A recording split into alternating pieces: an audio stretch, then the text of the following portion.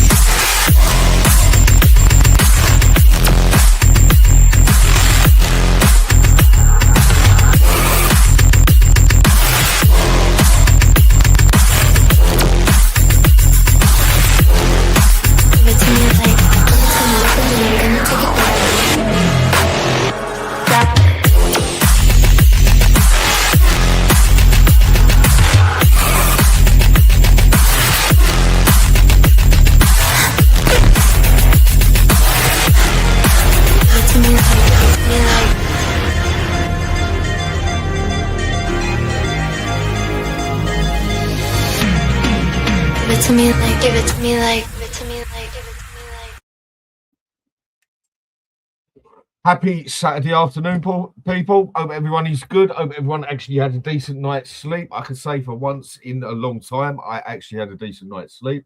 So it was needed. I can definitely thank my wife for that one. I mean, the way she drains the energy out of me is unbelievable. She sat there and spoke to me, and then I woke up. Wives can be very useful sometimes. Just wish I could drain energy out in other ways. Right, but as it comes to it, we have Liverpool today, and that is the way that has been draining the energy out of the back of my head. And I am not looking forward to it today. But then there's that other side of me that I don't think Liverpool have been looking nothing fruity lately. If ever there's a team that always kicks our ass without fail and does totally wipe the floor of us most of the time, again, it is Liverpool. If ever there is a time I was wanting to play Liverpool and play them at Anfield, now is the time I would want to be playing Liverpool at Anfield. But it's not the way it's going to go. And we're having to play them at home.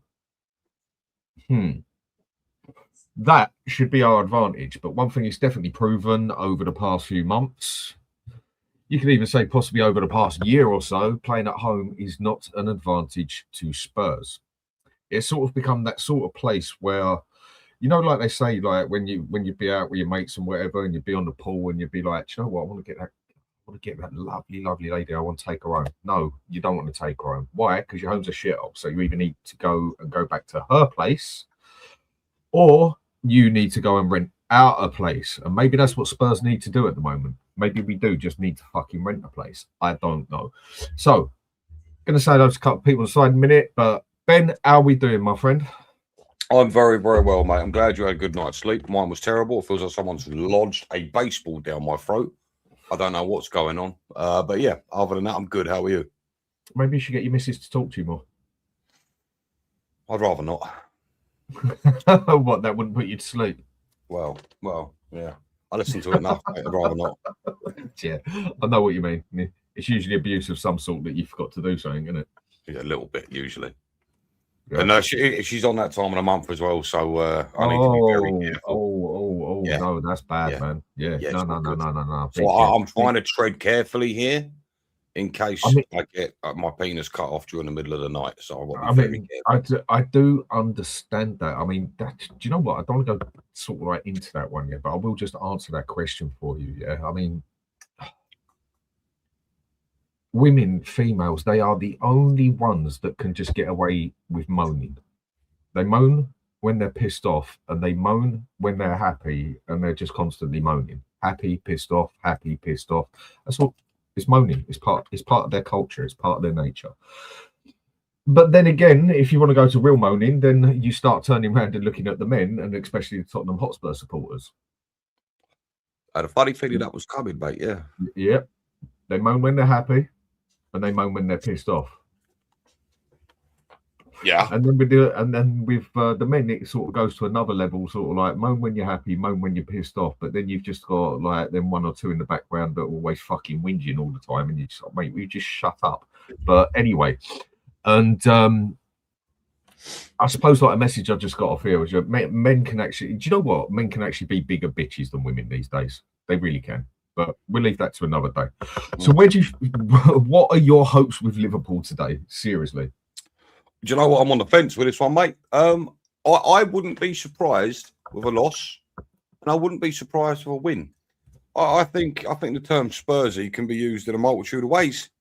Sometimes I feel like we can be a bit Spursy beating the teams that we're not supposed to beat. So I wouldn't be surprised either way. But all I'm hoping, above all else, is Liverpool don't turn up.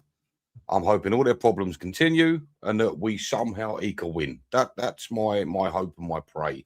Where are you standing on that? Are you hoping the same thing, or do you think we can put up a legitimate challenge to them? Technically, no. But realistically, yes, I do think we actually can. Because Liverpool at the moment, if any time they've had a couple of good games, fine, yeah. But if they're ever there for the taking, they're there for the taking. I mean, Liverpool are not good. They are not in good form at the moment. Yes, we know they've got quality players. Yes, they know they outshine us in nearly every angle of a pitch. But Dr. Tottenham, don't bring that one up just yet. We can beat them. I think we can scrape something out of them at home, because they just really aren't their normal selves at the moment. I mean, Liverpool have this bad habit of they win the league like they did last time, and then they just totally fall off a cliff. They said that's twice in a row they've done that now. Won the league, and then just literally it's like someone just pushed them off, basically. And the thing is, their manager is also possibly fighting for his job. Unbelievably, yes. And so is our manager, possibly fighting for his job. So there's definitely going to be a lot of I want to win there, but there's also going to be a lot of I don't want to lose there, if that makes any sense to you. Yeah. I think it could be a very scrappy, dirty, messy, wary little game from both sides, where neither side wants to lose under any circumstances. I could see a dirty little 2-2 draw come out of this, scrimp and scrape our way through it, basically. I'll tell you what, let me see if I can change your opinion. So, these are the players Liverpool have out currently. They won't be in tonight's game. Well, tell you what, hang on a sec, Ben. Sorry, stop you there. Just before you do that, I always say hello to a couple of chats. So go through that. You can get your stats together and that. And Tony, how we doing, mate? Big up Dan and guests and chat. Yes, big up you, mate. Always on here, long time. How you doing? Hotspur Flicks TV. Big up, Coys. Come on, you Spurs. Yes, hope everything's going good down at your yard. Spurs Marmite, Mr. Truth. Okay, that's a new one. Danny, I understand there is a pecking order. But until Tottenham board show some intent of being a big club with a big mentality to match, players like Semenyo will not join us. Or until we throw the money on the table and give him such an offer that he can't look anywhere else. But is that going to happen at Spurs? I believe it when I see it, one of those. So things, basically. But, mate, you're 100% on what you're saying. I can't argue that. It is just a fact of a comment. I mean, the fact of that we are this big club, elite club. We are not, and we never have been an elite club. But we are a big club and a bloody big club, and we act like a club that's not even in secondary school yet. And we have all the makings of an elite club, don't we? We're a step away from it. Yeah. Oh, I'd say we're a bit more than a step away from it. Fair enough.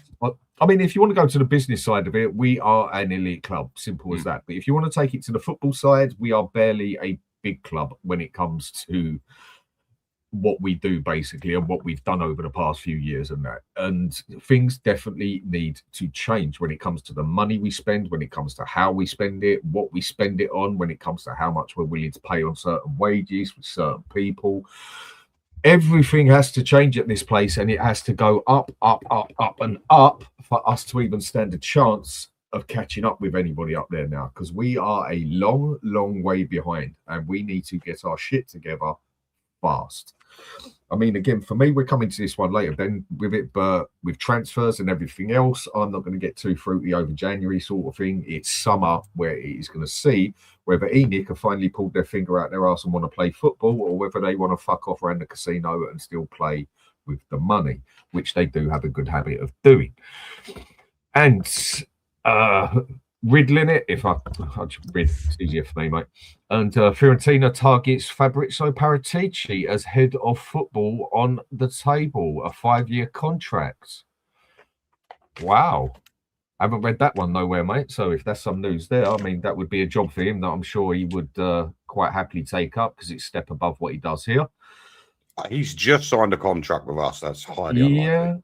Well, no, it's not. When it comes to that sort of thing, this isn't football in that aspect. He's not a football player. He can sign his contract and then he can fuck off when he wants, basically, as far as I know. When it comes to that, Fiorentina aren't going to pay more than what we're paying, surely. Our executives are paid very I wouldn't have thought so, but it's a big job that they're sort of offering him now. And Scott, big up to all the coys, big up to you too, mate. And Hotspur Flicks, come on, you Spurs. Yes, Tony, member 16 months. Wow, mate, much appreciated. What's he saying here? Isaac 1 goal and Vert's hat trick, and Dr. Tottenham will strike again.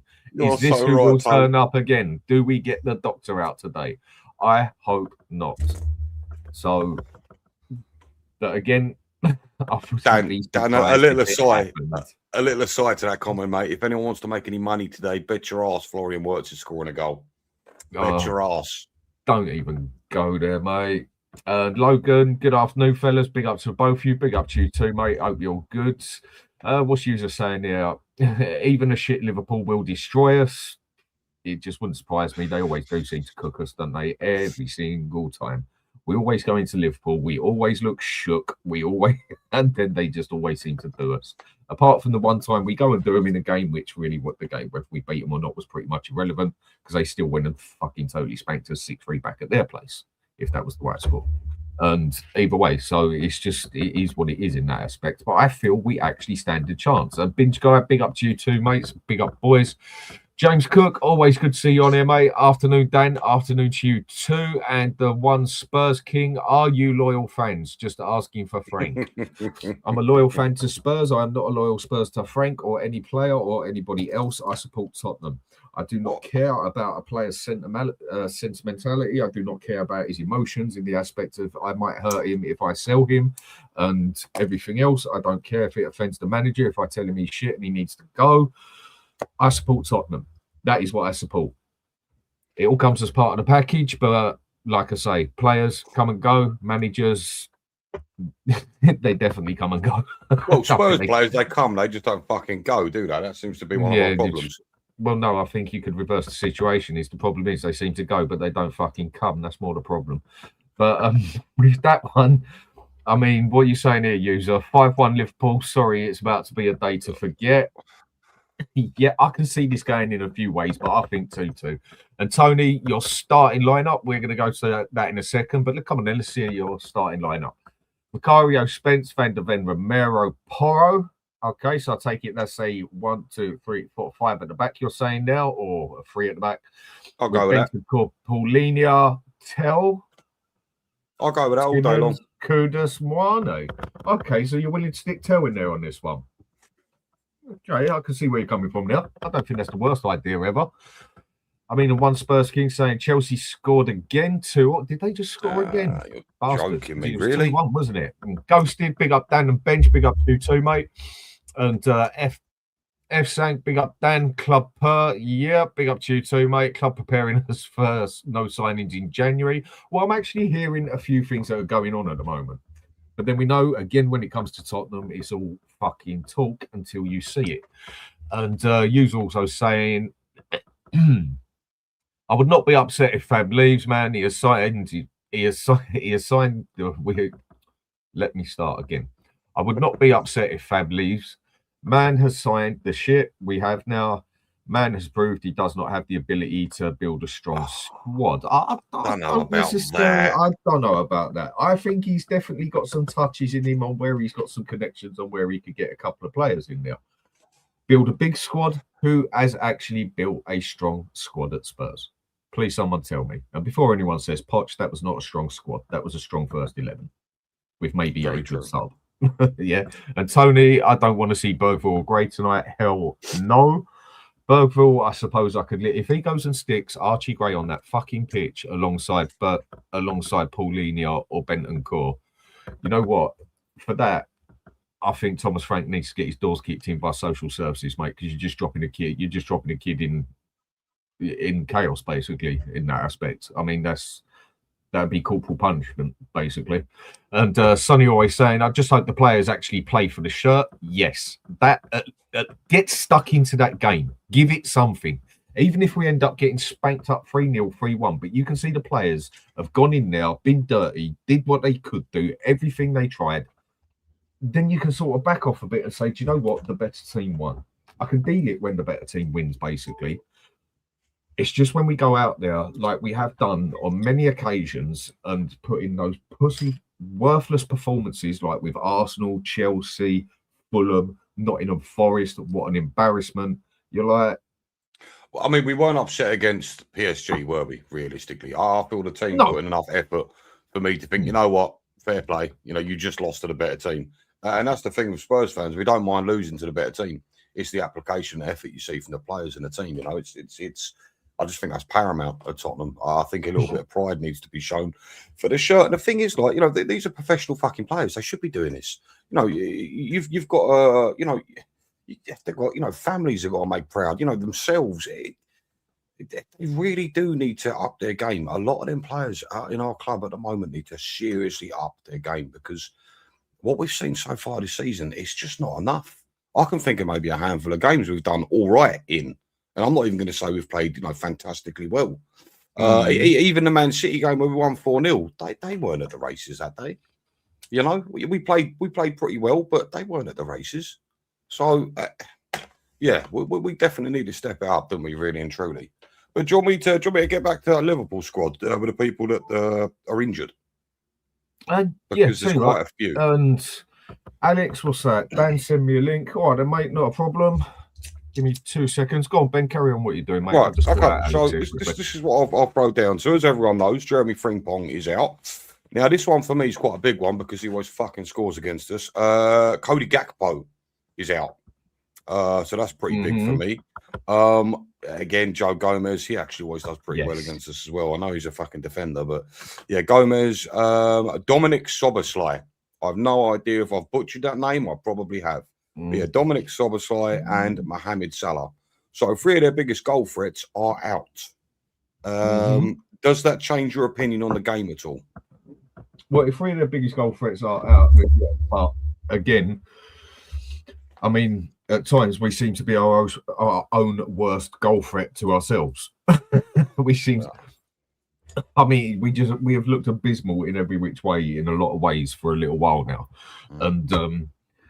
But yeah, I mean, what do the lineups say to you? Have you got lineups in front of you of what they reckon it could be? Because obviously the proper ones ain't going to come out until about half hour before the game or so. In that, I mean, because I've got a couple of them in front of me. But the ones I've got in front of me, is saying what they reckon the predicted lineup today is: Porro, Romero, Van der Ven, Spence, Paulinho, Bergville, Kudus, Simmons, Mwane, Richarlison.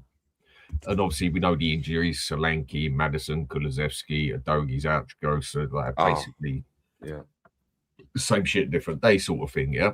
And they reckon with Liverpool, the predicted lineup is going to be Alisson, Bradley, Konate, Van Dijk, Kirkes, McAllister, Gravenberch, if I can just about pronounce his name, Jones. And is it telling me Chiesa? I'll be shocked if he starts. Chiesa, Verts, and Ekatike. I'm terrible at pronouncing foreign names. Ekatike. That's the one. And that's what it's saying are the possible lineups on here.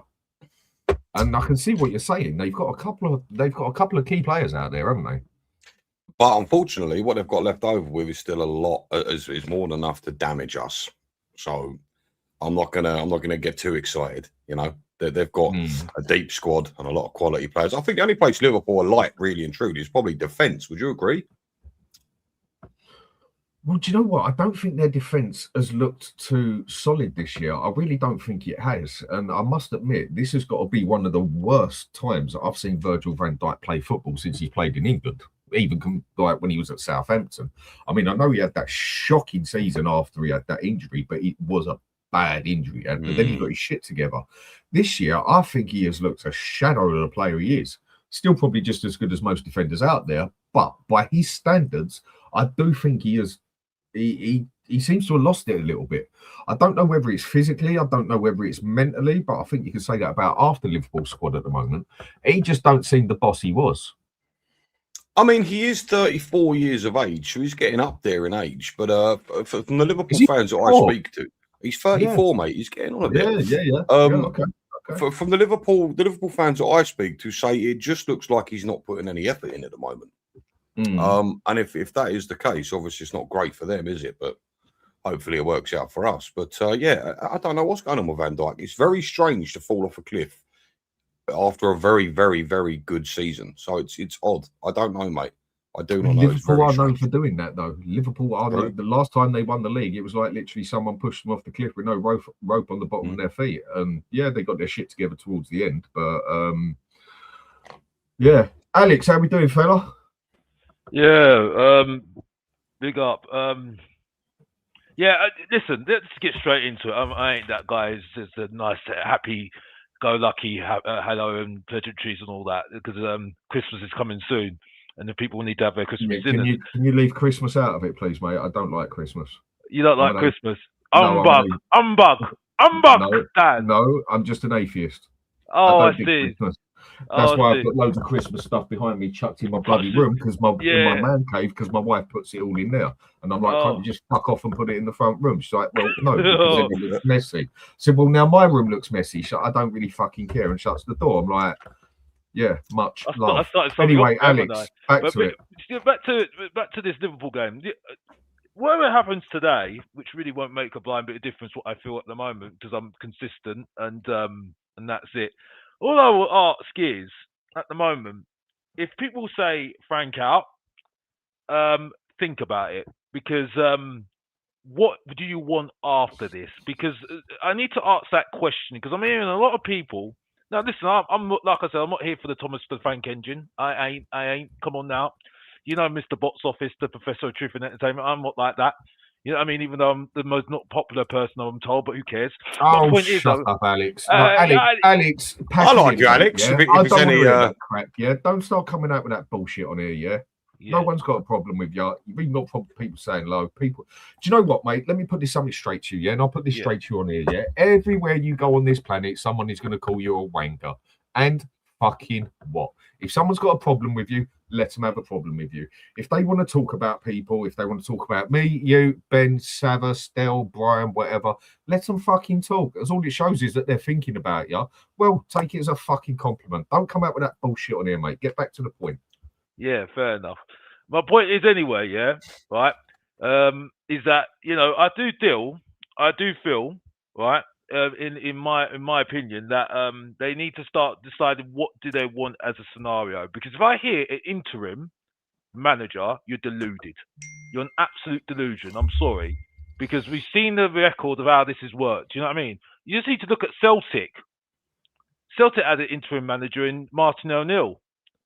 They've now got their new manager in. It's not going well so far. You know what I mean? They're now saying that they've got the wrong man in. You know what I mean? So it's like you've got to have a plan, right? The problem I have at the moment is that with Tottenham fans is that they're saying just sack the manager. Great, makes you feel better, yeah. But again, if you're just sacking the manager and not having a plan after that, there's no point. You might as well keep the manager that you got in the first place. And also, I'll say to Tottenham fans as well that have a go at me as well. And I know you said you had a go at me, Dan, saying I shouldn't say this, but I have to make this point. That's the way I'm like.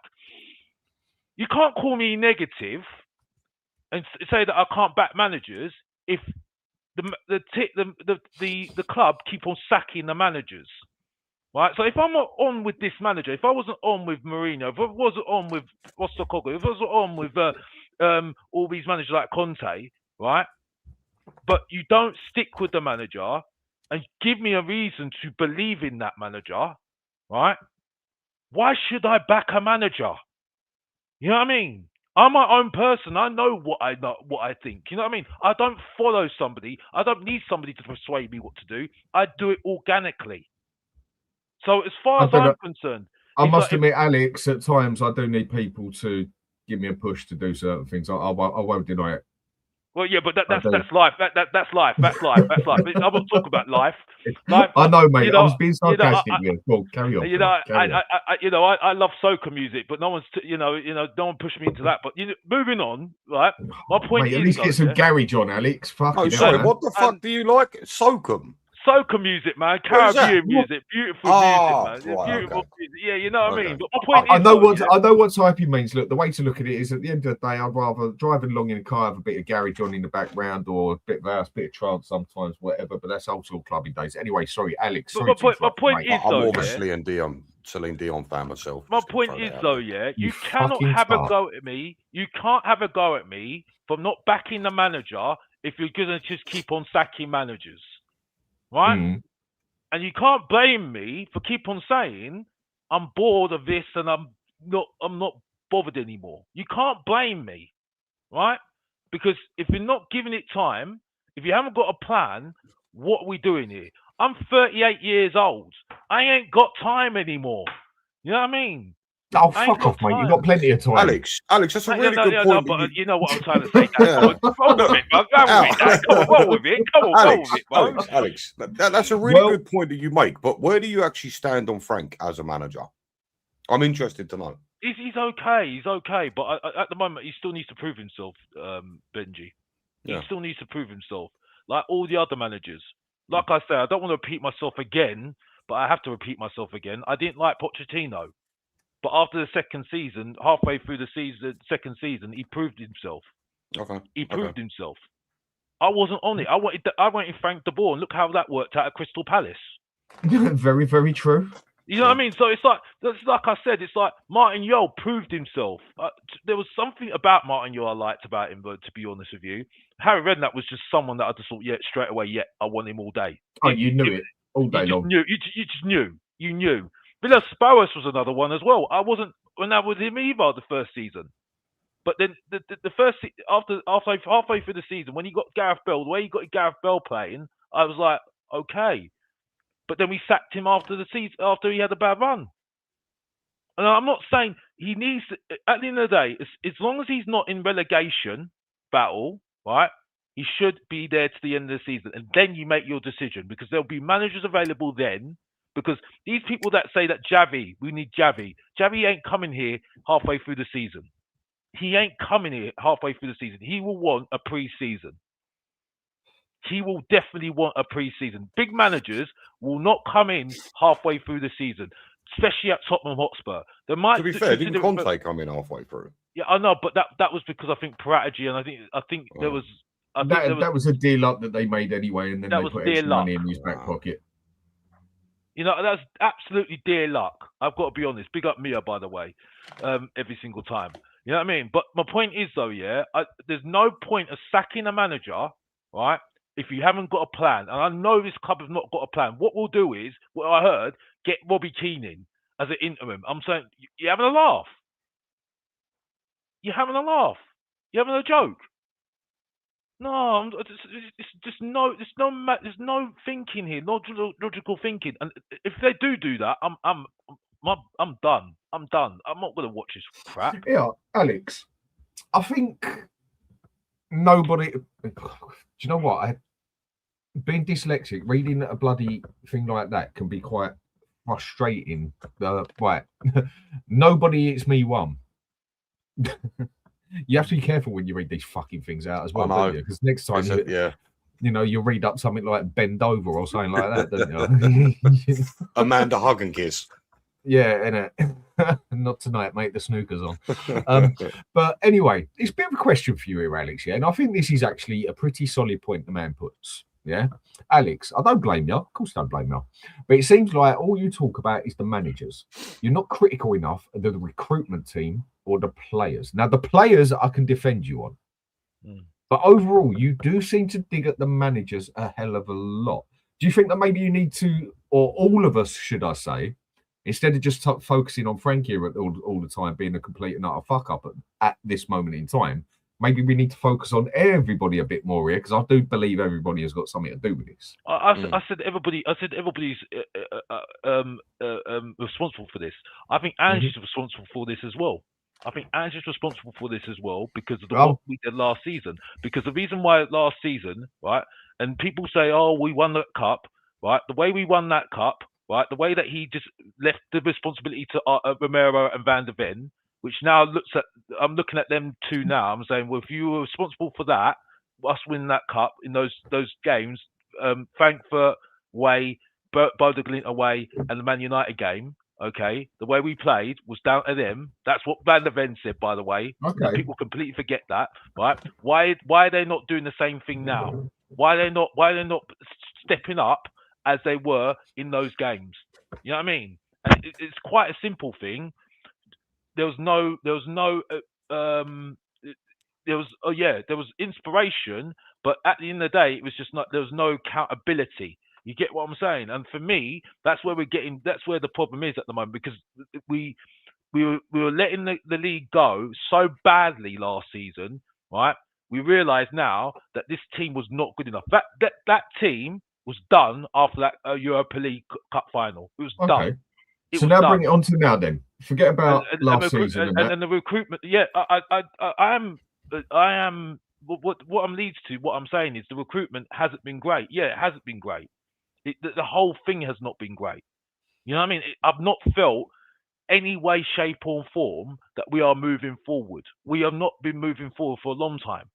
I'm being honest with you. Right? There's nothing that's told me after. It maybe takes a bit of time. It will take a bit of time, but at the same time, I can't sit there and say, "Oh, you know what? Yeah, I've got. This is something different." You know what I mean? I think there's a word.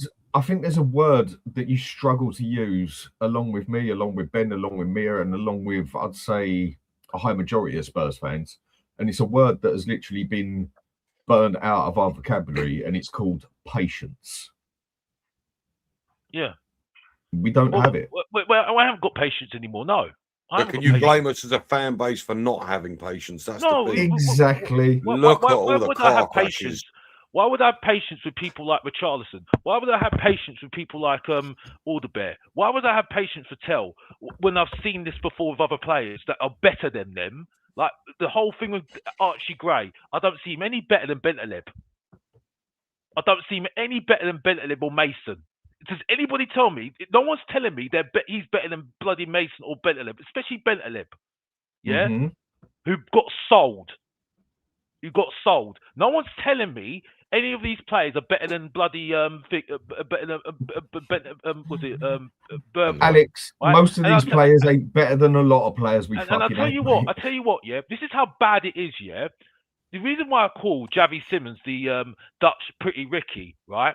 Yeah, he's a bit of a prima donna. I've got to say this. I'll come to you next, Mia. But the point is though, yeah, sorry, Mia. I'll That's let all right. you That's answer all right.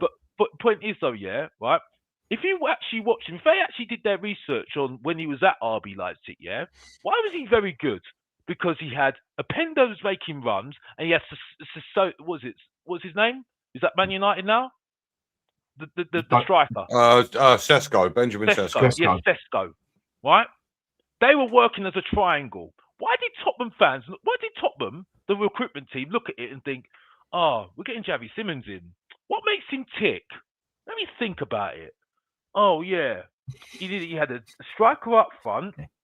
He had somebody making a run as well in Pender. That was doing what he was doing.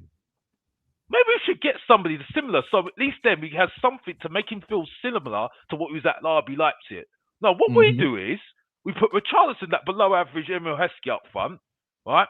We've got Kudus who's doing what he's doing, which he's a good player. I like Kudus, but he still needs more development, right? And he gives a lot of youngsters around him. We've got Bentancur, who's just the reject from Juventus, and Polina, who's just another Stefan Freund. So make that sense what you will. No. I ain't having that one, Alex. I ain't going with that one, mate. No, but I'm just saying. Well, you might not agree with me, but I'm just saying. No. I'm just saying. You know what I mean? I know that. It's like Jake Paul getting boxed out, knocked out by bloody Anthony Joshua. You know what I mean? Back to you, Dan. I'm done. His fucking jaw got banged right out, didn't he? But you know what? Fair play, Jake Paul getting in the ring with Joshua. You got to show him some credit there. And fair play that little belly. No. The way I will fair play that one quickly, as I'll come to you straight away, man, in a sec. The way I will fair play that one, yeah. I mean, who would actually like to stand here and take a full blown punch off Joshua? Now, I've always thought Joshua was an overrated shit boxer, personally. But one thing that fella could do was fucking punch. The other thing he always had, I spotted from day one, he had a glass jaw. I mean, that Klitschko or whatever could have finished him off in one more slap. But my point is, if he's got the brain to go and manage to get in a ring with Joshua on Netflix and the amount of money he's made through doing that, do you know what? Stick me in the ring with it and break my fucking jaw. It'll grow back in a month or two and go and pay me 6, 7, 8, 9, 10 million to do it. Do you know what? And the rest, brother, and the rest. You know what I mean? Go and knock me out again. So no matter how much of a prick that Jake Paul is, credit where credit is due. He's the multi-millionaire, not us. Mia, how are we doing? Good to see you. Yeah, I'm not too bad, Dan. Not too bad. Just watching the rest of the Chelsea-Newcastle game. It's been a good game, you know. Look how good it is when you actually play against a team and they try and attack. And you can actually play a game, man. It's amazing. Mm-hmm. What's the current score, me? 2-2. Oh. Yeah, 2-2. Yeah, it's been a good game, though, man. What are your thoughts on today? What do you reckon is going to happen today? Where are we going to go with Liverpool today? What are our chances? Come on, man. Give us your full assessment. I don't rate our chances, man. Like I said yesterday, man, I just feel like every time we play against them, we always seem to concede a last-minute goal or VAR decision or something, innit? Like, we don't really have much luck against Liverpool, man. We never really do. So I don't really think we've got much chance in this game. I think it's important how he sets up. I said that he's now got no excuses, in my opinion, because he's had a week to set something up with these boys, to train them in patterns of play, how he wants them to play. So I don't want to see none of this sit-back football, right? I want to see us from the get-go attacking them. I do not want to see us sitting back and having 0.01 XG. Like, no, I don't want to see that. I think we need to go out and try to win a game, man. We can't keep sitting back. We need to try and win games. We can't just keep doing it because we're never going to get anywhere. You can't be too scared to lose a game. Do you think Liverpool's the right team to do that against, though? I mean, do you not think you should maybe be a bit more conservative?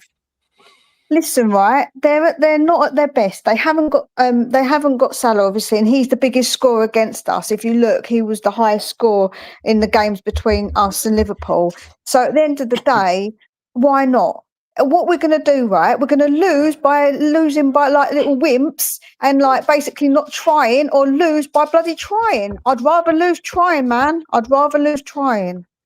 Yeah, fair play. Because otherwise you'll never get a chance. If you lose by trying, at least you've tried and you've given yourself the opportunity to win the game. If you don't give yourself the opportunity to win the game, then inevitably you're going to end up losing the game because you're not giving yourself that chance. Yeah, for sure. I mean, the only thing I disagree with that you've said, Mia, is the fact that Frank's had a week to put things right. I think you need a far longer period to put the things that are wrong with Tottenham right. I think he needs longer, but what I'm trying to say is that I want to see a plan. I want to see a plan. He's had a week. Yeah, he's had a week to do a plan, and that's what I want to see. Yeah, fair play. I mean, look, realistically, we have played a lot of games recently. You know, part of me is as angry as everyone else at the performances that we've showed recently, right? But then the other half of me, when I calm myself down after watching these fucking dross games, I do sit and I think to myself, here's a manager that's dealing with a fallout of Daniel Levy, you know, all the crap he's brought in and the poor decisions he's made. Here's a manager that is dealing with, you know, 3 out of his 4 attacking line are brand new to the club. And it takes time to gel as a team. It really does. And we all know this. And the other problem he's got is his main man up front is Richarlison. So really and truly, what are we expecting him to do for us? I understand, you know, that we want to see a bit more fight out of our players. But is that Frank or is that on the players? Like, for me, that's a question I want answering. Because for me, I genuinely think it's the players. But I don't think so, because I think he could play Mawani up top. That's his choice not to play Mawani up top. It's his choice when it's a game when we're losing to bring on more defensive players. That's his choice. They're particular choices that he makes to make the game not what possible for us to try and win it at least. So that's on him, man. That's got to be on him. Did you hear his excuse? Well, not excuse. Did you hear his explanation as to why he brought on defenders in that last game rather than attackers? It was done. He said basically it was done at 2-0. Well, he said when a team is disjointed like we were in that game, we were fucking terrible. We were all over the place. He said you could have 15 attackers on the pitch and it wouldn't make a difference. From what I understand, he said is that you need stability in games like that. You need a sort of more solid ground to work off of. And again, I was like you guys. I thought, fucking hell, why are you not bringing on attackers? But after he explained his decision, it kind of made sense to me. I don't know whether you guys agree. Okay, I don't want to get myself vexed. But how, when we conceded another goal, once he bloody well done that? So obviously that didn't bloody work, did it? At least if you bring on attackers and you concede another goal, at least you've tried to bring on bloody attackers. You're bringing on defensive players and still conceding a bloody goal. That was a point of like, what the hell were you doing bringing on Davis and Paulinho basically when you wanted to score goals? I mean, for me, Paulinho, I don't know why he didn't start or whatever. Maybe he's not fully matched. I really don't know quite what's going on behind the lines at the moment. But when you want to score goals, you do not bring fucking Ben Davis and Paulinho onto the pitch. You lost me with that one. Ironically, Paulinho was pressing up the pitch and was furious with the players and no one was going with him, if you remember in that game. Yes, but it's not exactly the one you'd think of the mentality to bring on for an attacking side. And then when he did bring on attacking players as such, even though they were shit, he didn't do that till the last 10 minutes, did he? Ellie, how we doing? Long time no see. Are you doing well? Shit being the operative word there. Do you know what? We haven't got many options up front, right? But I don't understand bringing on 2 defenders when you're 2-0 down, and then he tries to make substitutions when we go 3-0 down, and he doesn't get them on early enough. To tell you the truth, right, we're lacking up front. So we need reinforcements up front. A striker who can bloody put the ball in the net. All right, Richie scored, but most of his goals throughout his career have been sporadic, haven't they? To be honest, they have. He's never been a prolific clinical striker. So we need someone up there, and we need someone to dictate our play from midfield. Because more often than not, we're playing sideways and backwards. It's bloody boring to watch. It makes you fall asleep, to tell you the truth.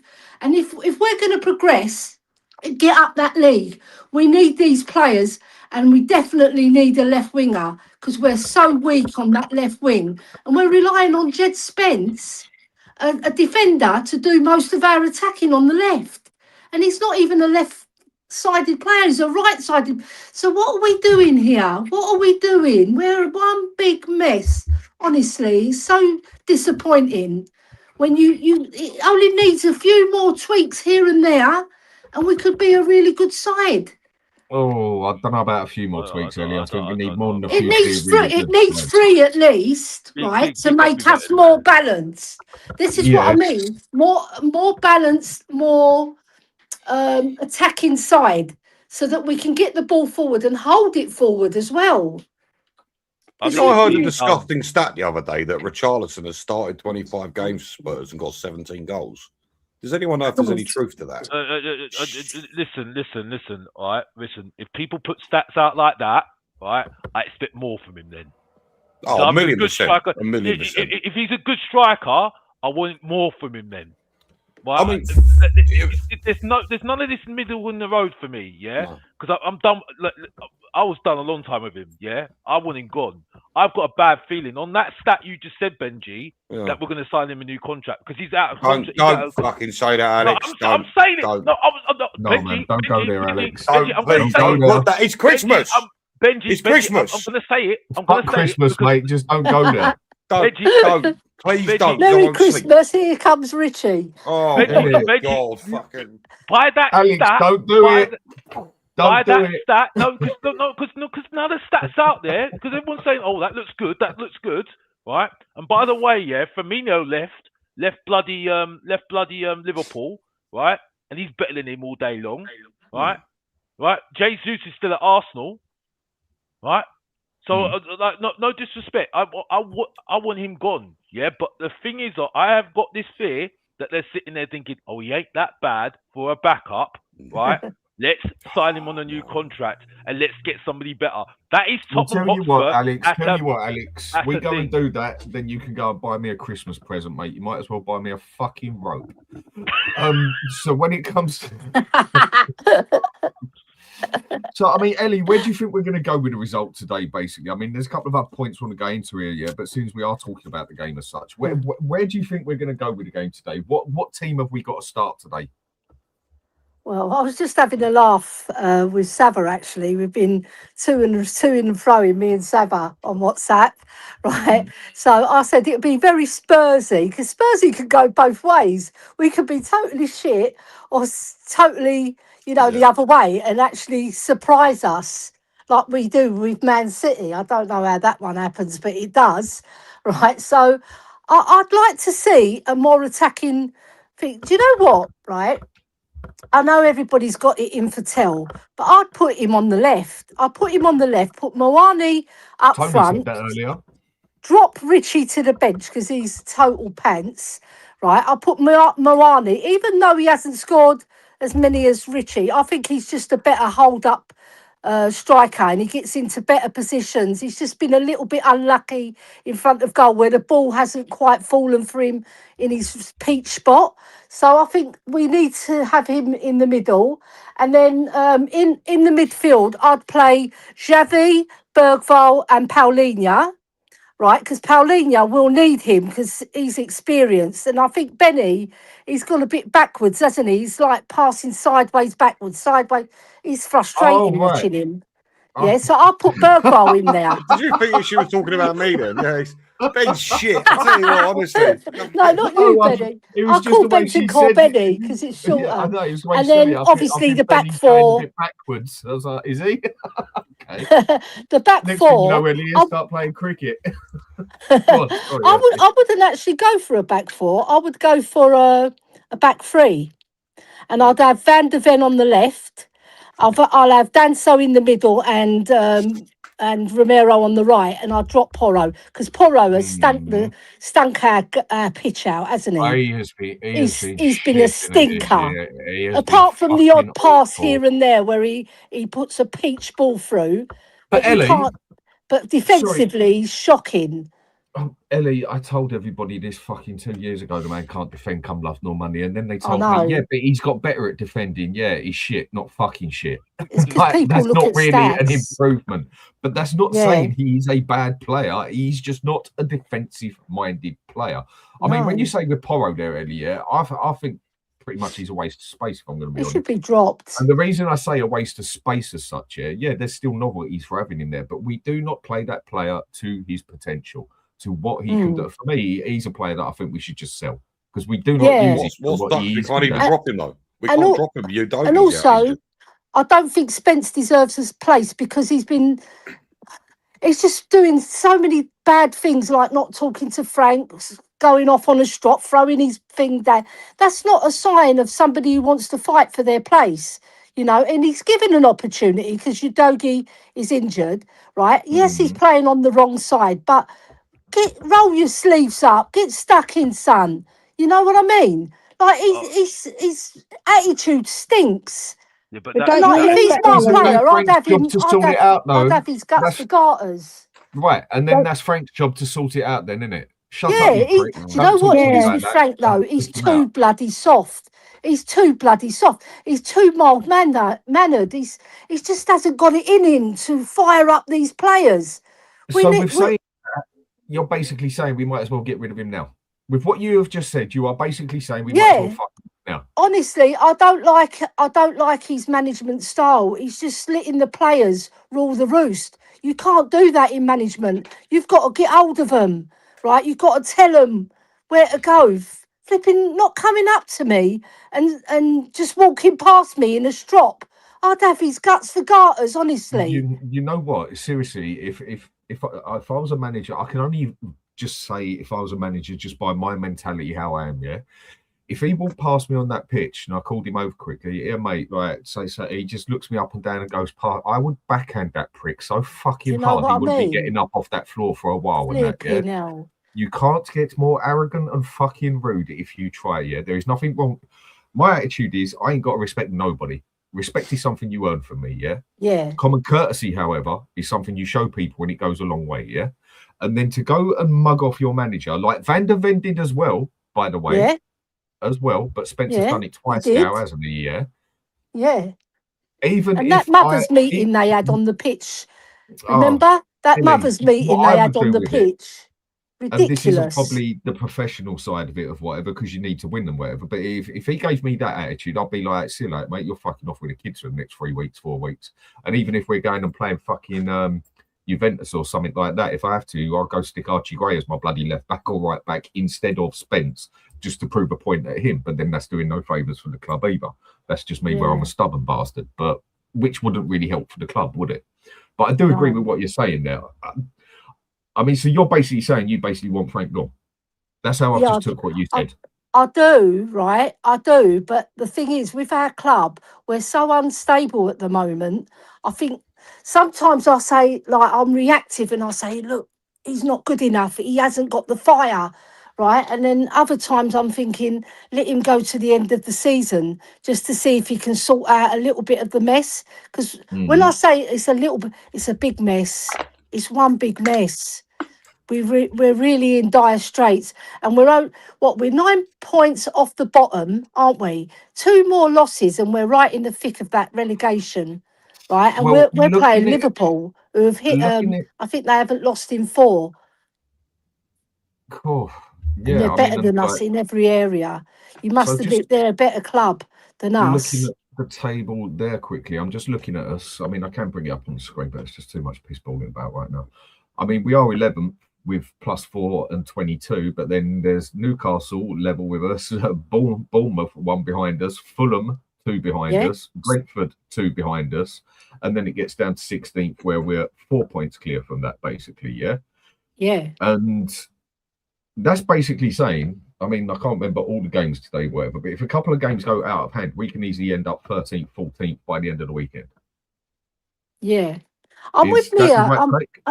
I'm with Mia. I'm with Mia in respect that, you know, you've got to give a manager time, right? You have to, because like my heart says don't keep him, but my head says keep him because, you know, he has to prove himself from now until the end of the season, because they're going to strengthen in January for him. Let's see who they bring in first. Are they? And I think they will. I think they'll get at least 2, I would say, right?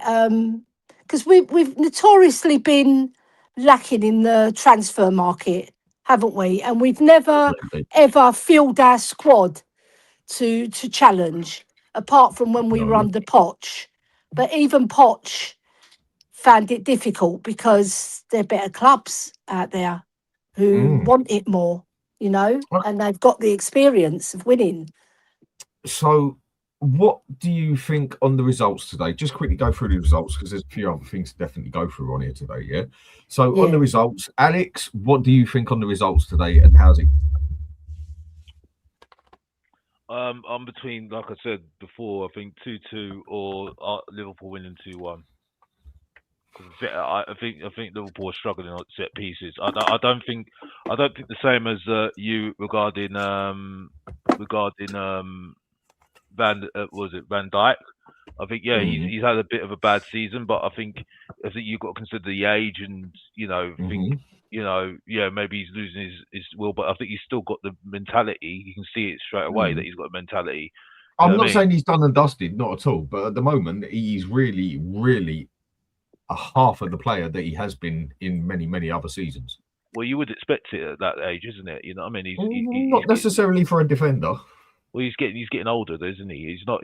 I don't think he's lost the weakness in terms of mindset. I think. I don't think he's lost the mindset. I think John Terry was kind of the same thing as well. John Terry was kind of. I think it happens to all defenders. It happens to all defenders, especially now with the pace of the game, and that what they have to deal with every single week. And if you're doing that season in, season out, it's going to have some wear and tear on your body a little bit. You know what I mean? Quite a bit, especially in the Premier League. But I do feel just on the result. I think today, it either be a 2-2 or 2-1. Probably. I do reckon we'll get a 2-2 draw because I think we're due something today. Because I think that the players will just step up and just do it, once. You know what I mean? Because they'll step up for this game. Okay, so you're saying 2-2, yeah? Yeah. Okay, Ben. I'm just looking at their previous. I'm looking at their previous results in a minute. So they beat West Ham, they drew to Sunderland, they drew to Leeds, they beat Inter Milan, and they beat Brighton 2-0, so fairly comfortably. Honestly, again, I said at the start of the show, they've been coming up a little level, haven't they? Yeah, it's funny. I wouldn't be surprised either way because, like Ellie alluded to earlier about the whole Spursy thing, it can go both ways. Sometimes we beat teams we really shouldn't beat. So, I wouldn't be surprised if we won. I wouldn't be surprised if we lost. But for me, I've got a really, really strange feeling that we're going to win today, and I have no idea why, because everything else points to us getting fucking slaughtered. But again, we'll see what happens. But I've got a weird little feeling we might just pull out a victory. Maybe. Okay. And Ellie? It's a hard one to call because you don't know what Spurs is going to turn up. But because this season we've been half not good, but half decent and half total rubbish. So it depends. I think if the team that turns up and we're half decent, I think we can get a draw, but not a win. I can't see us winning this one. But it'd be ultimate Spursy if we did. But I just can't see us winning. I think Liverpool will win 3-1. That's what I think the score's going to be. Okay. I think it's going to be a dirty 2-2 draw because I think both teams are there desperate not to lose as such. And I think it's going to be a very scrimp and scrape dirty match. I think they're definitely going to be the ones all over us. But I can see us getting a 2-2 out of this. But then I totally agree with what others are saying. Would I be shocked if we walked away from that like actually utterly battered with a 4-1? No, I wouldn't. I mean, just something someone said here, yeah, like Brad. I think we should bring back Luka Vuskovic and build the team around him, as he's the most talented player we've got. Is he? What tells you that? What? Because he's had some good games over in Germany. I know. Can I take this one? Hang on. Can I? Yeah, let me read it out, and you can go for gold, mate. And Vuskovic and build it around him, as he is the most talented player we've got. He don't need the loan. The guy has the fully formed man's body. Not that I've been checking it out. And then VDV on the left. Go on, Ben. You wanted to take that one. Go for gold. Yeah. Look, listen. The funny thing is, so I'm actually a big fan of Luka Vuskovic. I swear I don't get his name right, but whatever. I've kept my eyes on him since we bought him, and I genuinely think he's going to be one hell of a talent. And the thing is, with Luka, he's built very well. His mentality is fantastic. I genuinely think he's going to be something special. The problem is, Spurs fans, we all tend to do it from time to time. We wax lyrical about youth. Although I may think Vuskovic is very good and could very possibly become an elite player, I do also think now is not the time. I think you bring him back next season and try to bring him in the team as a mainstay would be a mistake. He's not experienced enough. And, you know, he's picking that experience up now. I feel like Luka Vuskovic is the one player we are treating correctly. So the problem is with Archie Gray, with Bergvall, we're asking 19, 20-year-olds to come on and represent the club. You shouldn't be doing that. You shouldn't be putting that amount of pressure on these young players because I just don't think it's good for them. You know, like with Vuskovic, again, we've treated him so well because it's been a case of, well, let's bring him back for pre-season. Do we think he's ready? No, he's not quite there. So we send him out on loan. And again, that's what all the big teams tend to do.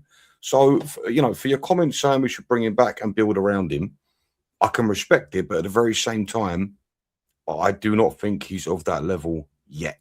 So, you know, time will tell with that one. But I reckon a year, 2 more years, maybe. Absolutely. Bring him back in and let's see what happens. But right now, he needs to stay out on loan, keep building his experience up, you know. And again, he's a young man. What is he? 18? Vuskovic? 19, maybe? He's very young. I know he looks like an absolute fucking unit, but he's he's 18. I think he's 18. Yeah, you can't. I agree with everything you've just said, yeah. And I think Tony hits the nail on the head with this one. Stop this kid's bullshit. We need to sign proper men. Okay, he might be built like a brick shit house. He might be this, he might be that, but he has got fucking experience in playing in the Premier League and other big leagues. He's starting to get a little bit of experience in Germany. And don't get me wrong, from what I've seen of him, he's looking good. Yeah. But why the hell do I want to go and bring back an 18-year-old to then build my team around an 18-year-old? Where is the common sense in that? The only time you go and do that is when you got someone like fucking Messi or Ronaldo sitting there, yeah? It's, I mean, tell you what, let's bring back Vuskovic. Cool, looks like he's got potential, and I will go and then start Archie Gray, and I will then go and start Bergvall at the top. Why don't we just build the whole team around the youth team, around these generational players that I keep hearing that we've got and everything and that? I'm sorry, mate, I cannot go with that. Now, next season, if he has a good season, I could understand bringing him back, but not to build the fucking team around him. We will be 19 then. I am not building my team around the bloody youth. We have this biggest problem of Spurs of getting these young players, bigging them up to the point of then the dog's bollocks. And then all of a sudden you realise half of them can't even pass the fucking ball properly yet through the lack of experience. And then it all falls to shit every bloody time. I just do not think the idea of bringing a kid back to then build a squad around a kid. What you go and do is you build that 11 and then you start getting the kids and start basically milking them into the team is the way I see it. True. Ellie, how do you see that? Yeah, I totally agree with you, Dan. And to build a team around the defender, that's wrong if you're going to build a team, you build a team around the star midfielder or star striker, someone who's got it all, you know, touch, deft touch, balance, poise, tackling, passing. He's a defender, right? Yeah, he's a very good defender. Right, and he's a skillful lad, but he's still young. He hasn't got enough games under his belt against men, right? So he needs at least another year on loan, right? And then we bring him back. But you don't build a team around him. You make him a defender, you know, and he's going to be an important part of the defence in the future, but not now. He's not ready yet, right? And we saw that pre-season, where he's making little errors here and there. That's inexperience, right? He needs to play more men's football, toughen up, right? He's got the physique, we know that, but you still got to have mentality, right? So he's getting a good experience in Germany, which is a tough league as well. So yeah, I'm not saying it's very league. physical. It's a tough league, but then I think next year maybe bring him to a championship team and see how he fares there, like we did with Harry Kane. We kept on loaning him out, and then he grew stronger and stronger, and then he became Harry Kane, right? I'm not saying Vuskovic he's a different player because he's a defender, but you can see that the boy's got talent, yeah? And you can see he's got a good touch, and he scores goals. So, yeah, build him up gradually. Don't throw him in at the deep end. Exactly. I can see where he's coming from. Like, I mean, the way he's playing at the moment and that, argue necessarily with him being on the subs bench as such, yeah. But Yeah. in that aspect, I don't want the kids on the benches and stuff like that unless they really have to fill it up. I get what you're saying there. If we dilly-dally with Vuskovic, then someone like Man City will come and take him. Well, no, he's under contract with us and he don't go nowhere until we say otherwise. If he then wants to start acting like a silly little bitch and this and that, it's not going to do much good for his career. He is not in a position yet where he can do that. And if I remember, we've still got 5 years on his contract, if I remember right, haven't we? Something along those lines. 4 or 5 years at least. Yeah, we got a long contract. If he wants, I mean, personally, I'd say we get him back and we loan him straight out again. Yeah. If he done that well out on loan him out there again. Look what Arsenal did with Saliba. 2 years on the trot. He was ready after that first loan.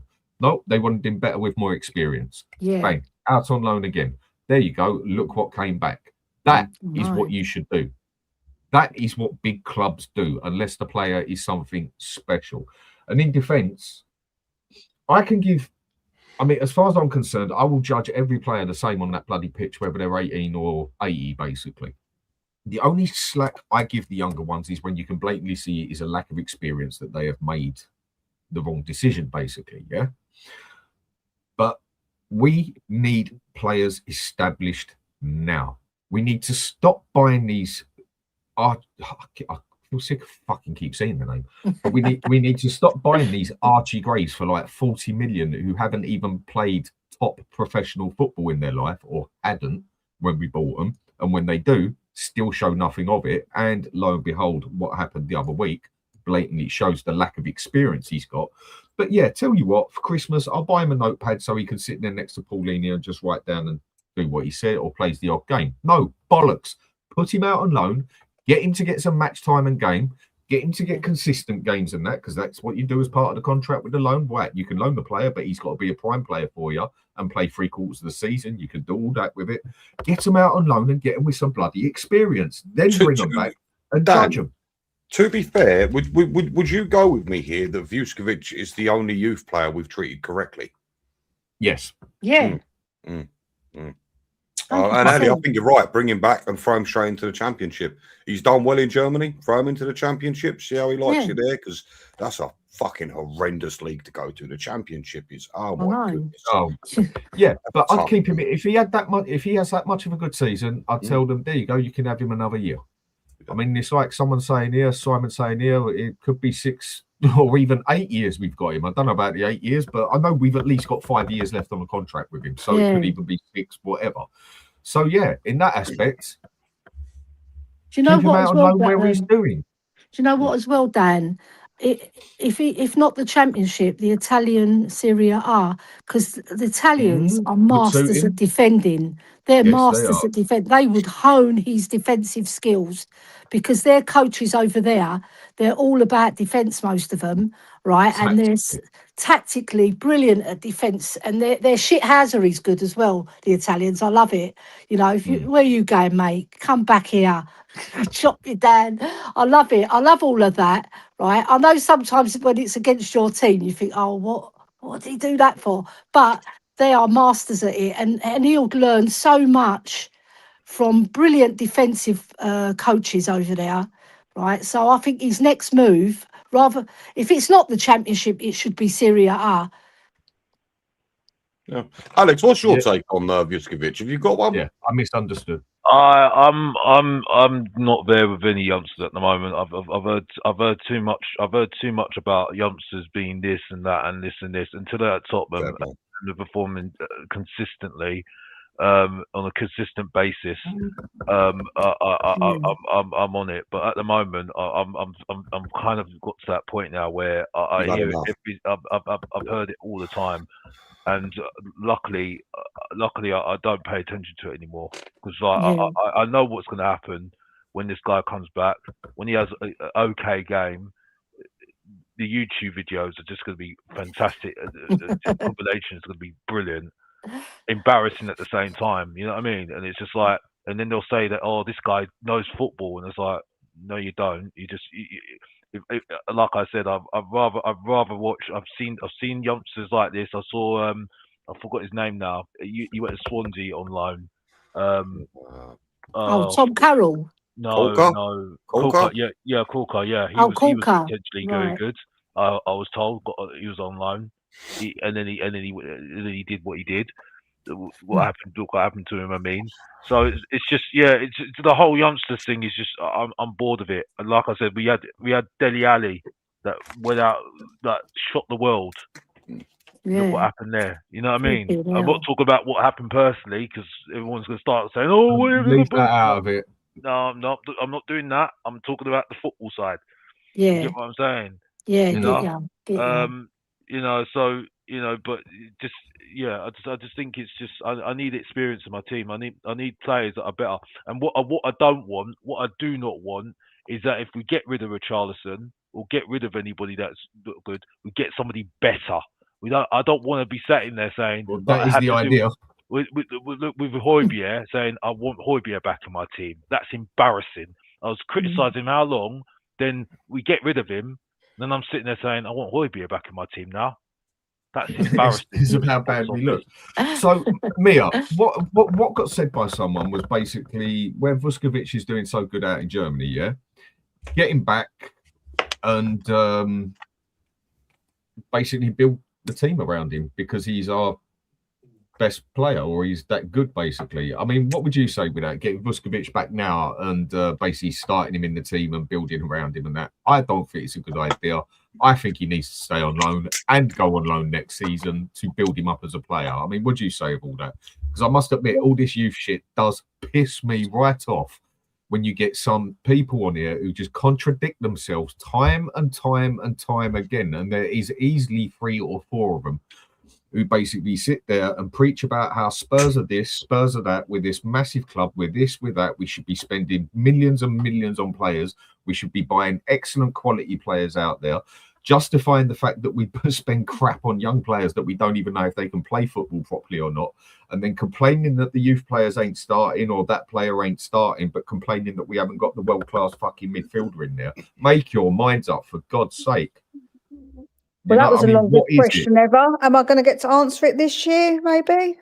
No, well, there's only... Do you know what? We can carry on. There's only about, what is it, 20 days left sort of thing? Yeah, I definitely think you can talk for 20 days, Dan, no problem. Yeah, you're a Londoner, innit? Of course you can. Sure it ain't. That's what it's all about, isn't it? Anyway, sorry, Mia. Go on, go to it. Yeah, no, I agree with you. Like, I think that people saying that he's a long time, for God's sake. You're already hurting my ears. Anyway, go on. Get lost, you dickhead.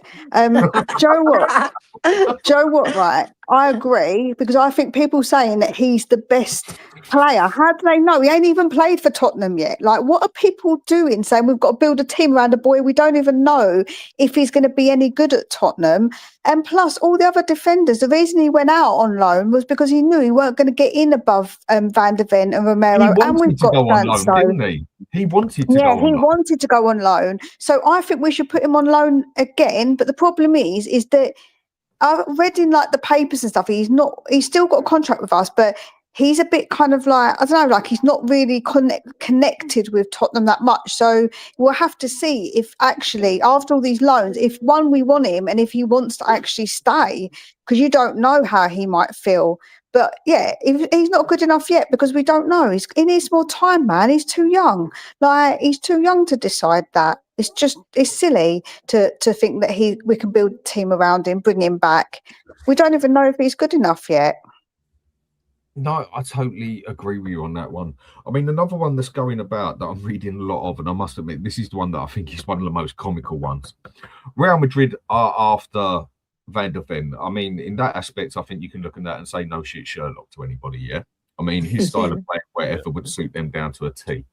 And also, I think Bayern Munich would quite happily snap him up for the way they play, and also PSG. I don't think there'd be many teams that would say no to him. I mean, I'm not saying he's a world-class player, but I think he definitely has the potential to possibly get up to that level, if not maybe just be one level below, because he's already fucking the dog bollocks at the minute.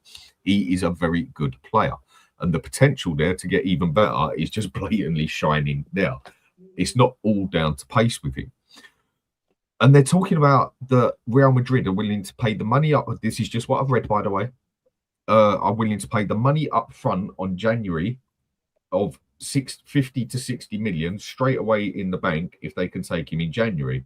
I read that and I just think, you know what, mate, you can fuck off. You can have one of his legs for that. I'm not saying he's a £120 million player, nothing like that. But what he is worth to us is easily an 80, 90 million. I don't think I'm exaggerating it. I know some will say he's worth 200 million to us, but either way, on a realistic manner, 50, 60 million, do one, will we? Seriously? Who writes some of this bullshit? This is a straightforward story for me. There shouldn't be any alarm bells whatsoever for me. For me, Tottenham Hotspur should be planning forward without Van der Ven as well. You know what I mean? Because at the end of the day, Van der Ven is looking at it, talking to his agent right now, and his agent saying to him right now, "Don't sign the contract, mate. Don't sign the contract. If you're signing the contract, you're putting a buyout clause straight away in that contract." And I know Tottenham Hotspur will not do that, right? But in his interest, right, he was halfway out the door after he scored that goal against Copenhagen in the Champions League. He was halfway out the door because all those teams, major teams, are looking at that and saying, "Yeah, I want a bit of that." Straight away, and that's why I was like, when I saw the story, I was like, "No shit, Sherlock, like you, Dan." I was like, "Who? That's obvious. It's like an obvious story. If you're not getting so worried about it, getting worried about Van der Ven going, you're deluded because this is the same thing that happened with bloody Bell. Bell started doing things in Champions League, Europa League. Boom, big teams are like, bang, I want ya. That's what happens. Yeah. That's what happens. It happens at Brighton every single bloody season. Brighton are always prepared. Always prepared. You know what I mean? Yeah, so the thing is, right, is a lot of people say, "Oh, we should have sold this player at this time because we would have got good money for them. Stuff it if we would have got the money for them." And then other people obviously say, "No, we need to keep our best players. Do whatever we need to at all costs to keep them." It's about what end of the spectrum, I suppose, you're on. If you feel like that no player's bigger than the club and you can get good money for him, we can just get another player. But the problem is, are we going to get another player of decent quality? That's the thing. Well, And also, Mia, I just want to add to that. Once Real Madrid come knocking, that player is gone. It's true, isn't it? Like Bale, like you mentioned. Yeah, but they have money on the table. He done those 2 brilliant goals versus Inter Milan, and he roasted Maicon. Yeah, in the reverse fixture. And oh God, QPR have just scored, and my husband's going crazy. Sorry to interrupt you, Ellie and Mia, yeah, but this is what the recruitment needs to be on top of it, right? If they're not on top of it, and they're not going to be on top of it, because by proxy, by how they do it before, they'll get somebody in bang average afterwards. You know what I mean? Because they're not prepared. And that, for me, when you're seeing Brighton doing it, when you're seeing Brentford doing it, when you're seeing Bournemouth doing these things, when they've lost most of half their team, right? Bournemouth, this is where I have my questions. A lot of these questions, you know what I mean? You know, and I know someone earlier said to me that I don't focus on that. It's just only so many times I can say the same thing about the whole club's run. There's only so many times I can say it. You know what, Alex? Talking of Bournemouth, mate, this has just come up. Apparently, Semenyo's got a £65 million release clause. Do either of you think that that's a possibility for Spurs, or is that a big no? It's not going to happen. It's not going to happen. He's already said no to them. He's already said no to them already. Oh, okay. Yeah, I think it was Romero said it, and to be honest, again, that was not a surprise to me. Again, that was a surprise to me to get again. By the way, you guys are tight. You guys are tight. Bloody 57 likes after 128 people watching. Oh, Alex, don't worry about all that, mate. Don't worry about all that. If you like your man Dan, Dan, I'm doing something. Do you a favour. I know. But come on, man. Don't get used to it. Yeah, hit the like button, people. Hit Come the on. like button for Dan. If you like Dan, right? If you like Dan, put your finger down. Hood, go and hit the like button for Dan. You know what I mean? Because Mr. Box Office ain't happy, and the rest of the Truth and Entertainment is going to be coming for you. Well, in a nice way, anyway. Moving on because it's Christmas time, anyway. But big up to everybody, anyway. But my point is, though, right. What was I talking about? Sorry, by the way. Contingency plan. Semenyo. That was so obvious. That was so obvious we're not going to get him. You know what I mean? You know, because the guy was twerking for Arsenal in the first place, wasn't he? Yes. You know? So it's like, for me, it's like, I know, Dan, you might come back to me and say if you put the money on the table and all that, yeah, it could be, yeah.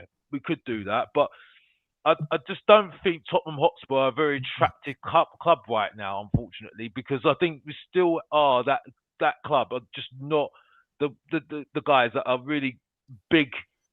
I think unfortunately we're at this point in time where we're just a bit of a mediocre club at the moment. We're not consistent in terms of being at the top. I think we were at the top with Poch, Harry Redknapp, but since then it hasn't been consistent, even with big managers. You know what I mean? And it's like what we said. Our average position in the league has been 7th or 8th. I can't remember what it was, but what Sava said. Yeah, but I think that just sums up Tottenham. You know what I mean? You know. So I don't think teams are going to be angling to come to that club. You know what I mean? You Yeah. know? They're going to See, go to the Arsenals, the I'm Liverpools. still a firm believer of money talks at the end of the day, and I don't care what anybody will tell me on this one. Everything on this planet has a price. Everything and every person. How do you think Man City got Robinho and Aguero? Hang on, Ben. Hang on. Now, in certain things, that price might not be money, but everything and every person has a price on their head, as far as I'm concerned. There is always something that can buy something. There is always something that will rescue something, whatever way you want to put it. I ain't going to go into that side yet. But yeah, if he gets an offer off City or if he gets an offer off Liverpool, of course he's going to fuck off there. But if if we want him that much, we put it all on the table. There you go. No piss balling about with 5 million here, 2 million there, save £1 million there. There's your fucking money. Right. This is the wages. What do you want? This is what we're offering you. Tell you what, we give you another 20 grand on top of that. And with that one, well, I forgot it don't work like that, but we offer him more money than what he wants. And then with that, we say, right, you've got 5 days to make a decision. If you don't make that decision in 5 days, right, fuck off. We go looking for the next fella. We've got to put the money on the table now. I know there's more down to it and everything. Yeah, I know there's more down to it and that, and you've got to sort the whole thing out. But at the end of the day, if you don't pay up, you're not going to get the player.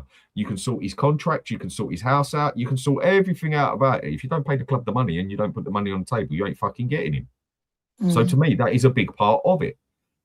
The whole thing works out as a big part, basically. But you've got one way or another, whether it's wages, whether it's a buying club, whether it's everything, you've got to put the money on the table. Yeah. And this is what we have to do and stop fucking about with it. And we do mess about with things too much. And I don't see us getting him because I see there's bigger, better clubs who will pay who will pay more money than we will, and also be able to offer him more. But yeah, I don't see that one happening. But why not try for it? Say, there you go. Right, you got 4 days, 5 days. Make your mind up. Just tell us to fuck off now, or you got 4 or 5 days. While you're in the process of that, make sure you got your next one rolling to start if need be.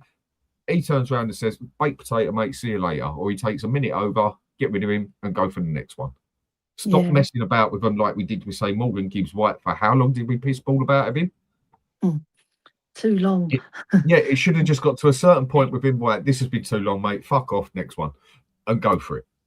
Yeah, that's the problem, Dan. We don't have a contingency plan. We don't put the stepping stones in place to get us to that point, right? Because I was going to just mention, under Poch, yes, we were relevant, we were competitive, but we didn't get over the line. Under Harry, we were exciting.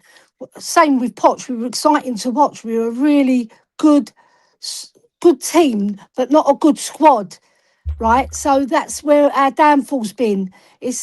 Now we're not even attracting the really good players either, because we've gone down a few pegs. We've even got below Bournemouth and Brighton and Crystal Palace. They're ahead of us. I mean, we are European champions. We did win the we're European champions, obviously. Yeah, that's a very I wouldn't good say thing. we've dropped that far. No, we dropped down in terms of the players that we can attract. Like Semenyo, we could have tracked him before. We could have. Benji, we have dropped far. We have dropped far. No, I get it. We have dropped down significantly. Because unfortunately, I think for me, that 17th position, right, didn't help us whatsoever. And be real with me, Alex. If you're a player, are you going to choose Brighton or Tottenham? Right now, Brighton, I'd choose. No, you really think? You know what? I would probably go to Brighton because and I'll tell you why. Okay, and I'll go back to that example of Javi Simmons, right? Hmm. When Tottenham Hotspur went on and got Javi Simmons, did they do their research on him? Did they actually do their research on him? Say, okay, what makes Javi Simmons tick? When they went to Moani, right, when they did it last minute, did they do their research on him? What does it make him tick? If he comes into this team, who's he clicking with? You know what I mean? When he was doing well at RB Leipzig, which I don't think he was doing any better than Kulusevski or Maddison in that fact, yeah. Who was the players that he really worked well, connected with well, right?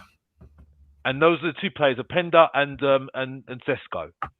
Have we got a Openda or Sesko in our team right now? Like for like. No, we haven't. Just That's my point. Just a quick thing here. Brighton would have done that. No one's knocking Brighton, but if absolutely not. I mean, I've got respect for Brighton, but if you want to be realistic, Brighton aren't even 1/10 the size of Tottenham Hotspur. No, they're not. I'm actually 20 minutes away from their stadium, by the way. You know, a lot of love for, but you got to be realistic. If you want to be realistic here, Brighton are not even 1/10 the size of Spurs. No. Yeah.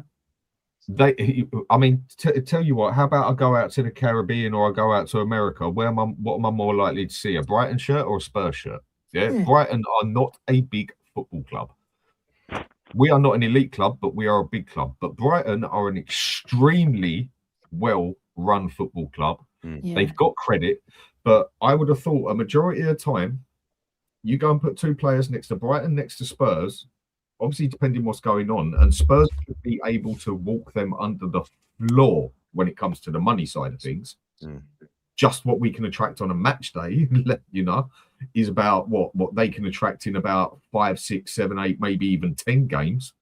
Maybe that might be a bit OTT, but they can't attract nothing near what we can. Money-wise, clubs like Brighton, we should be able to bully them, basically.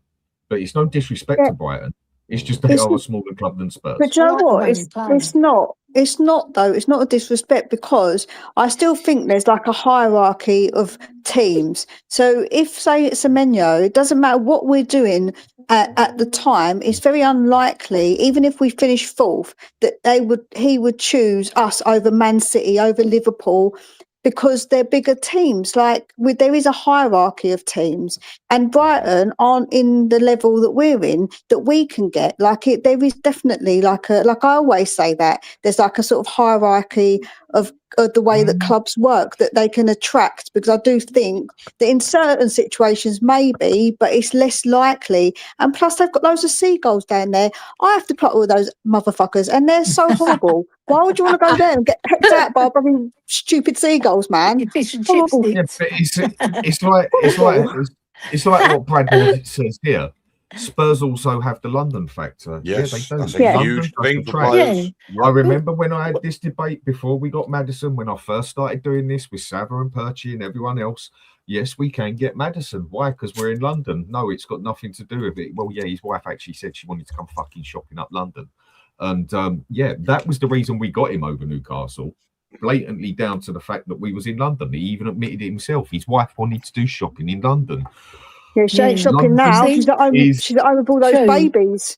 God, of course she is. Yeah, are you telling me she doesn't bloody make a phone call and someone turns up and looks after them for the next 48 hours while they fuck off over to Spain? Come on. So with that one, hang on a sec. Last bit with that one. The London attraction thing, it is so very true. I do not understand why, because London is turned into a complete and utter shithole where you've got more chance of getting shanked up than you have someone coming over and like saying hello to you. But again, each to their own at the end of the day. I can't say Liverpool's any better. I mean, what a shithole that is. Birmingham, no thank you. And we can go through the whole list. I suppose you can turn around and say England's turned into a bit of a mess if you want me to be honest, but I suppose that's for a different story. Go on, sorry. The thing is, the players, they don't normally live in London either who play in London. They usually live on the outskirts in the nicer areas, like Hadley Wood.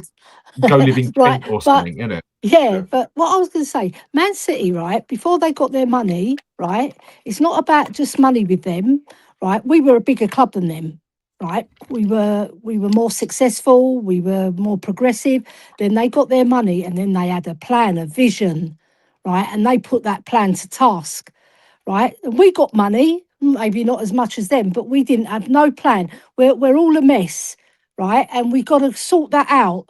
The mentality, the culture, everything, get it straight, right? But with these owners, Enoch, they're in it for profit. We know that. They're there for the profit. Whereas Man City, they were mega rich already, their owners. So they had their plan and the vision, and they made it work. And then they get the best coach in Pep, right? And then they just soared, didn't they? And we're left behind them, where we were a bigger club than them before they very took true. over. We were, Yeah, but right? do you know And what we they, had, do you know what they did, Ellie? They started off by winning cups, and to show the players, yes, look, League we're Cup, serious first about, one. we're serious about winning, and we're going to win League Cups. Where some of our fans, they don't rate that. They call it a Mickey Mouse Cup, and they don't want to win those cups. For me, you have to Rubbish. build up, man. You have to get those Yeah. cups under your wing and say, look, we're serious about winning stuff.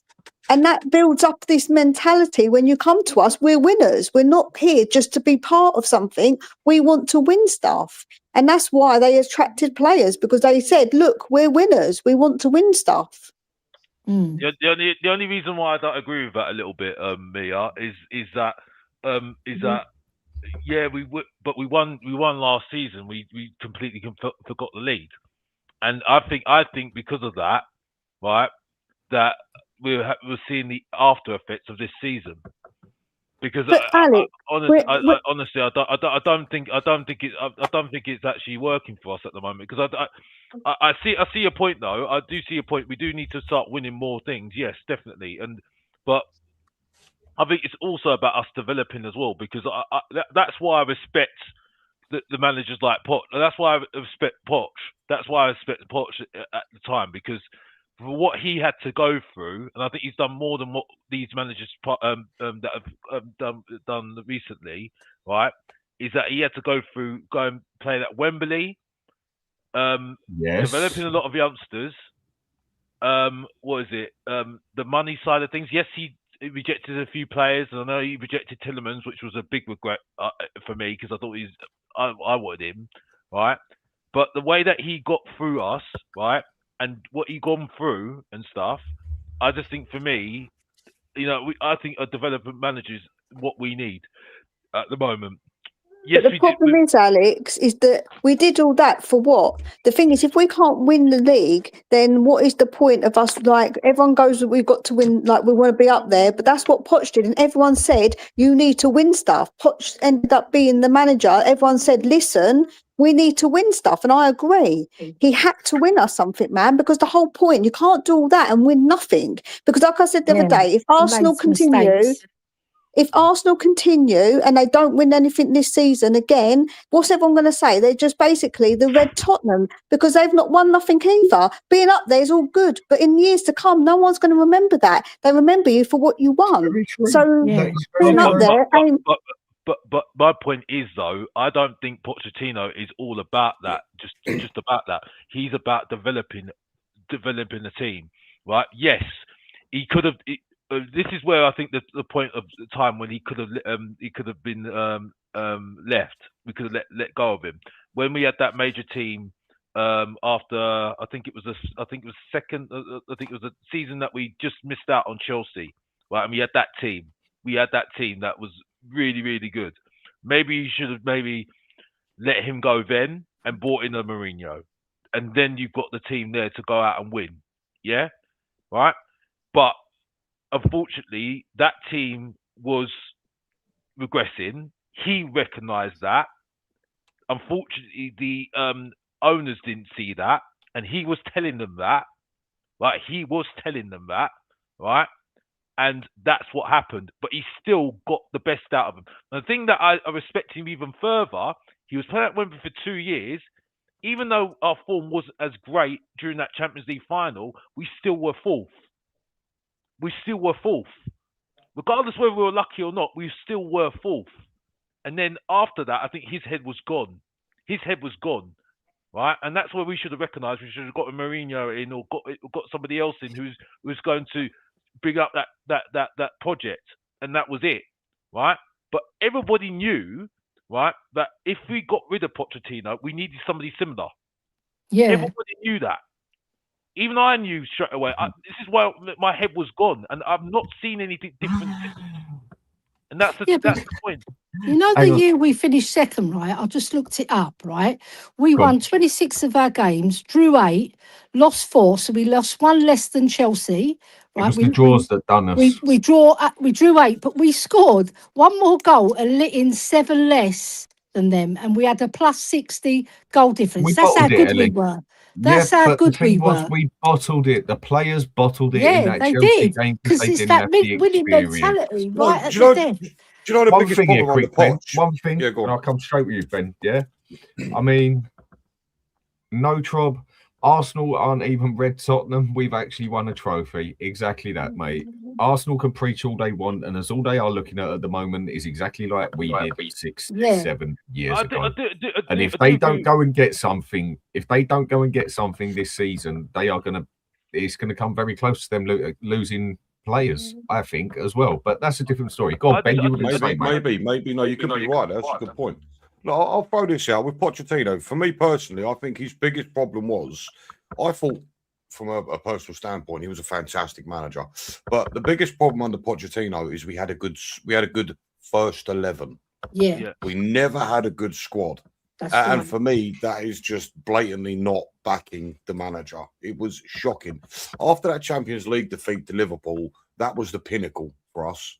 That's when the owners, the chairman should have gone, right, we're going to push this forward. It should And have we been well regressed. before, Benji. It should have been well, well yeah, before. no, I know It you're should be- right, but it for should- me, yeah. no, you're right. You are right, Alex. But for me, that was the moment there and then, right there, when the iron was hot, you strike, and we didn't. We regressed. But you know what? Being on a more positive note, I haven't got faith, but I'm hoping things are going to start turning around now. Because look, Lewis is no longer really involved.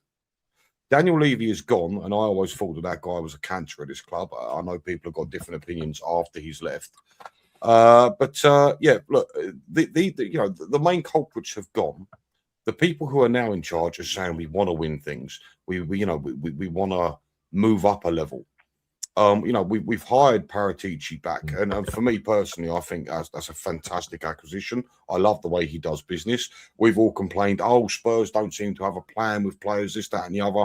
Whereas with Paratici, this guy, if he's picked out one player, he's got another 5 in the background waiting, and he likes that one. I will agree with you, definitely. Yeah, for sure. Look, but what I'm saying is, I feel like the club are starting to move in the right direction in terms of acting like a bigger club. I know time will tell, and January's going to be a big telltale sign, but come the summer, I think we're going to know the truth. But the fact of the matter is, the statements that the board have sent out as of late at the start of the season,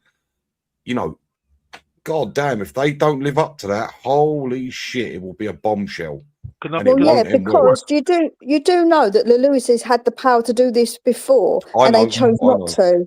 They sat back and they chose not to. So what makes me think that they weren't also part of it? They're easily pointing all the fingers now Daniel Levy's gone, and saying it's all him because it's easy to do so, isn't it? But they better bloody well prove it, because if they don't, there will be that people are going to look at them and say, well, you said this and you said that. What the hell's going on? Yeah. So, Talk is cheap, isn't it, Mia? Talk is cheap. You've got to walk the walk, mate. I'm all about actions, baby. I ain't about just talking. No, for sure. And it has to happen. You can't just talk with Mia.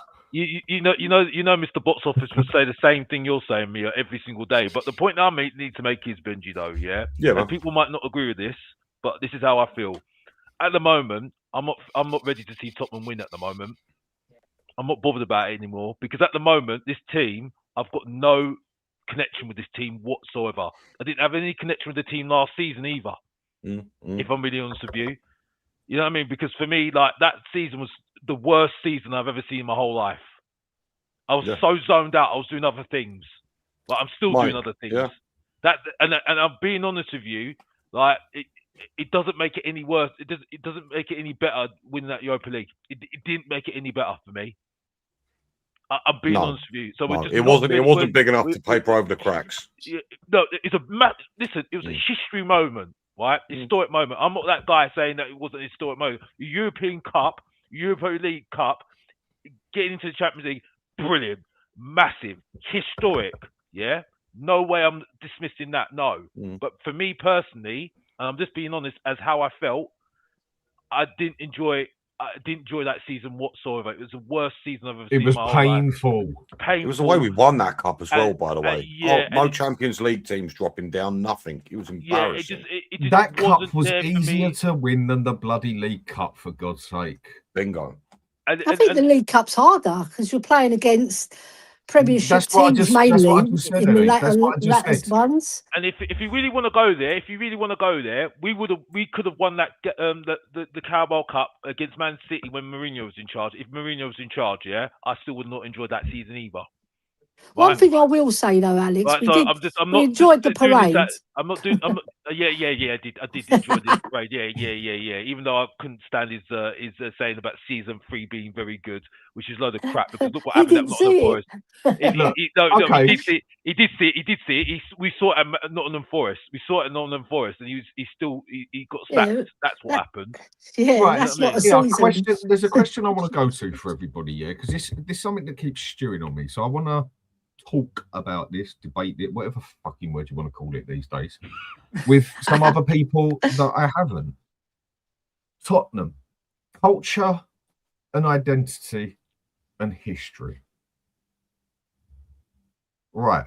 I'll give it my side of it so people can understand it. To me, the history is totally irrelevant. Yeah.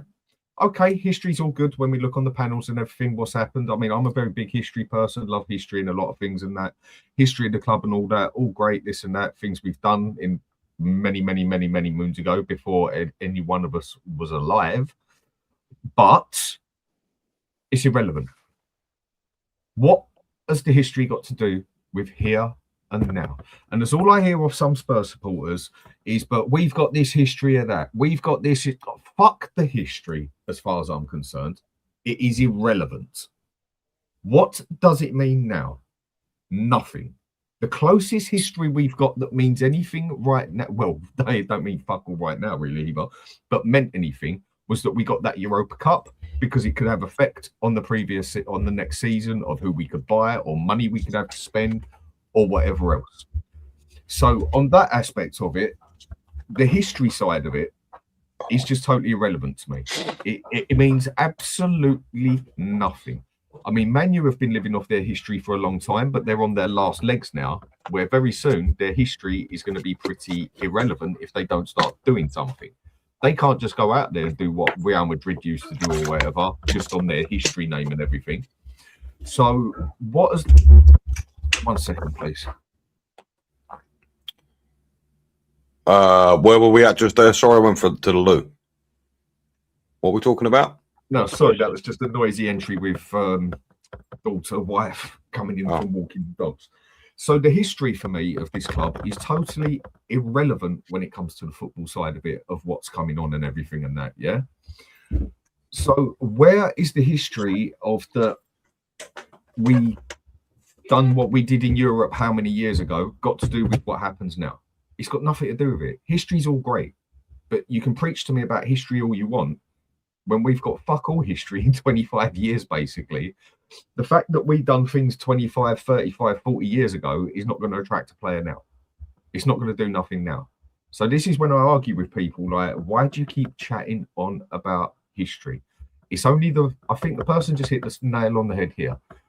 KMJ, recent history is what matters. Yes, history in the past, let's say 3, maybe 5 years if you're pushing it.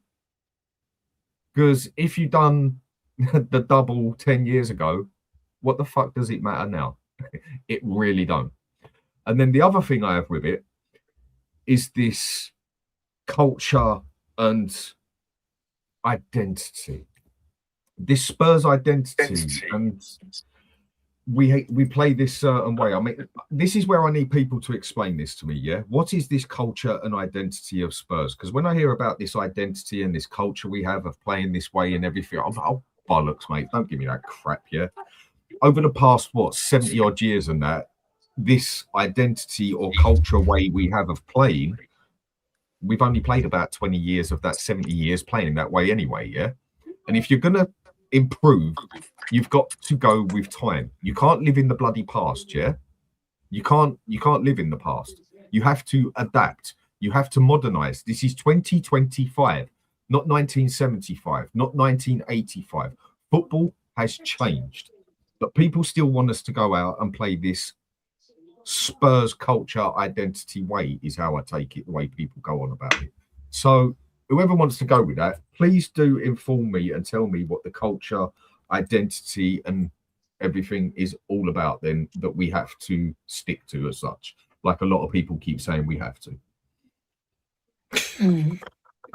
It's a hard one to answer, Dan, because it seems to be easy for a lot of people who keep preaching about it, but they can never fucking answer it. Because they want to simplify things. Because when you look back on Spurs' history, we haven't won that many cups, but we've done pioneering things in terms of winning the double, the first London club to do the double. It hadn't been done for 64 years prior. So we've achieved that. We were the first English club to win in Europe. So we set the standard there. So we've been setting standards, but our standards have dropped so low. And like you say, football's changed. It's moved on. They used to play on mud pitches a lot in the 70s, the 60s, got a bit better in the 80s, as progressively. But football's changed. It's a passing game. There's not much room for that much flair now. You know, individuality, what I see anyway, with my own eyes. I don't see the Glenn Hoddles, the Gazzers, the Dalglishes, the Ian Rushes, so many brilliant players in the past, right? You don't see those type of players being encouraged to play a certain style. But what I will say is I like to see progressive football. I don't care about the history.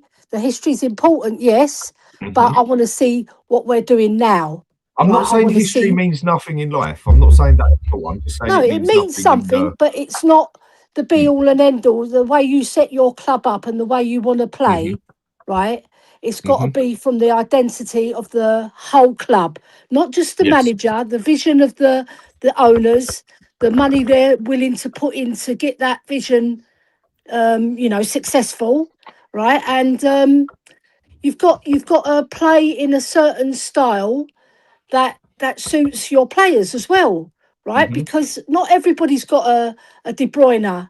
Not everybody's got a Rodri who's going to win the ball back for you 99.9% of the time. Just so I can go with what you're saying, you're basically saying the identity of the club is the way we play football as such.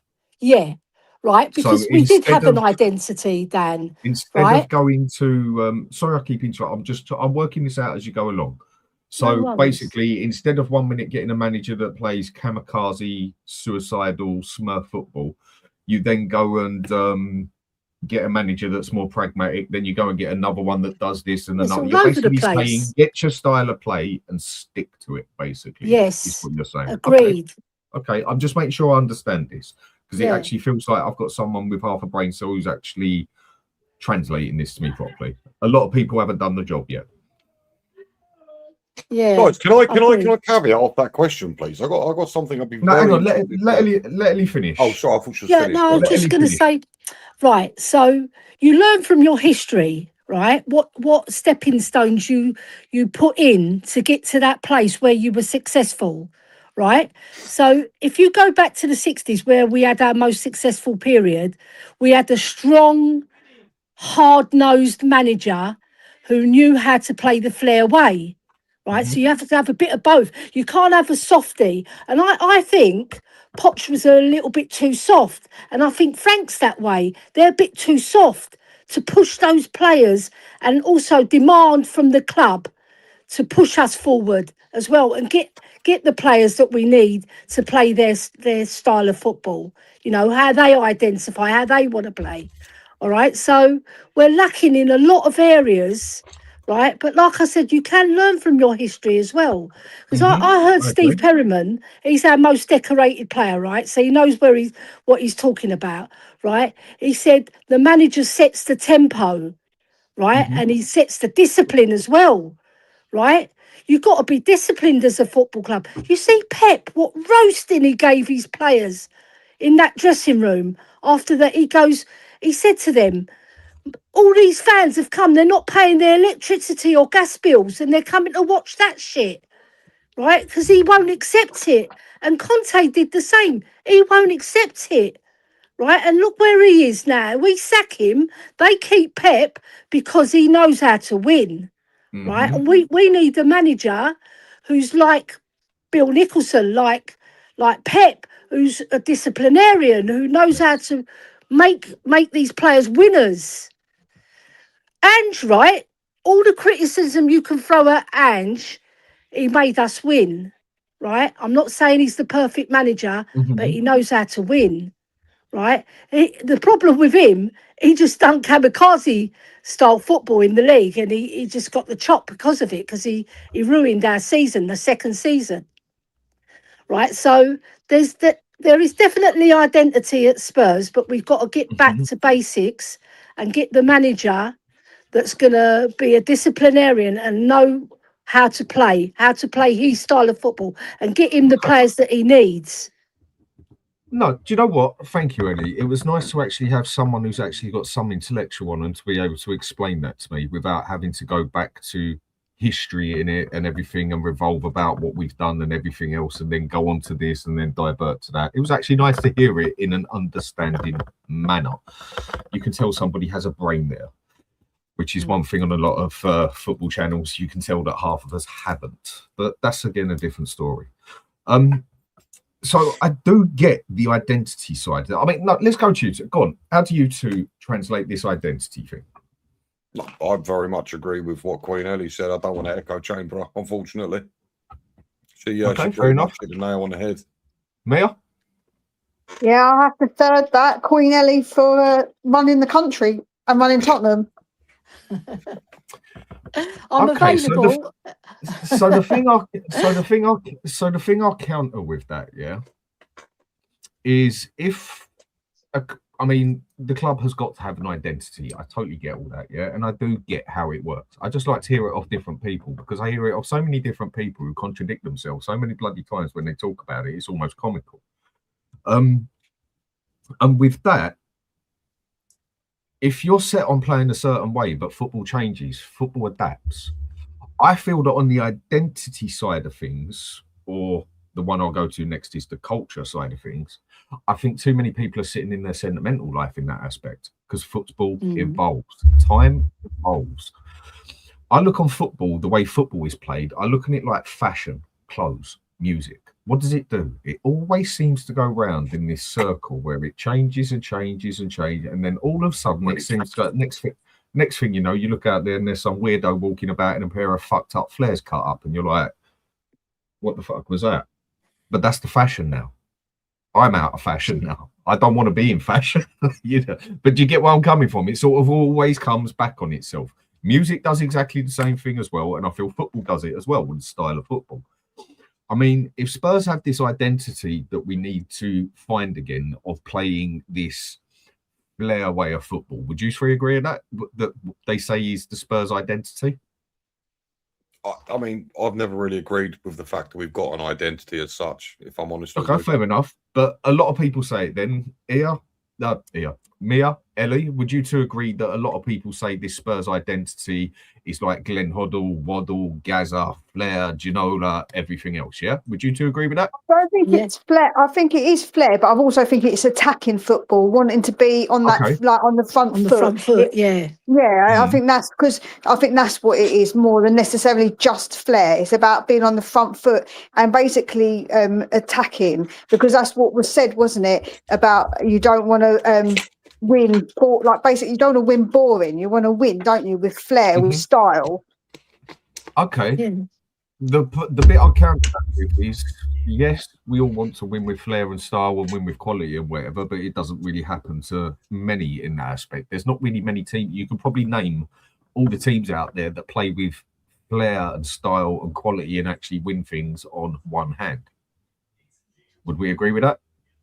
Yeah, like Man City and Liverpool. Well, look at Arsenal. Look how they've changed their way of playing.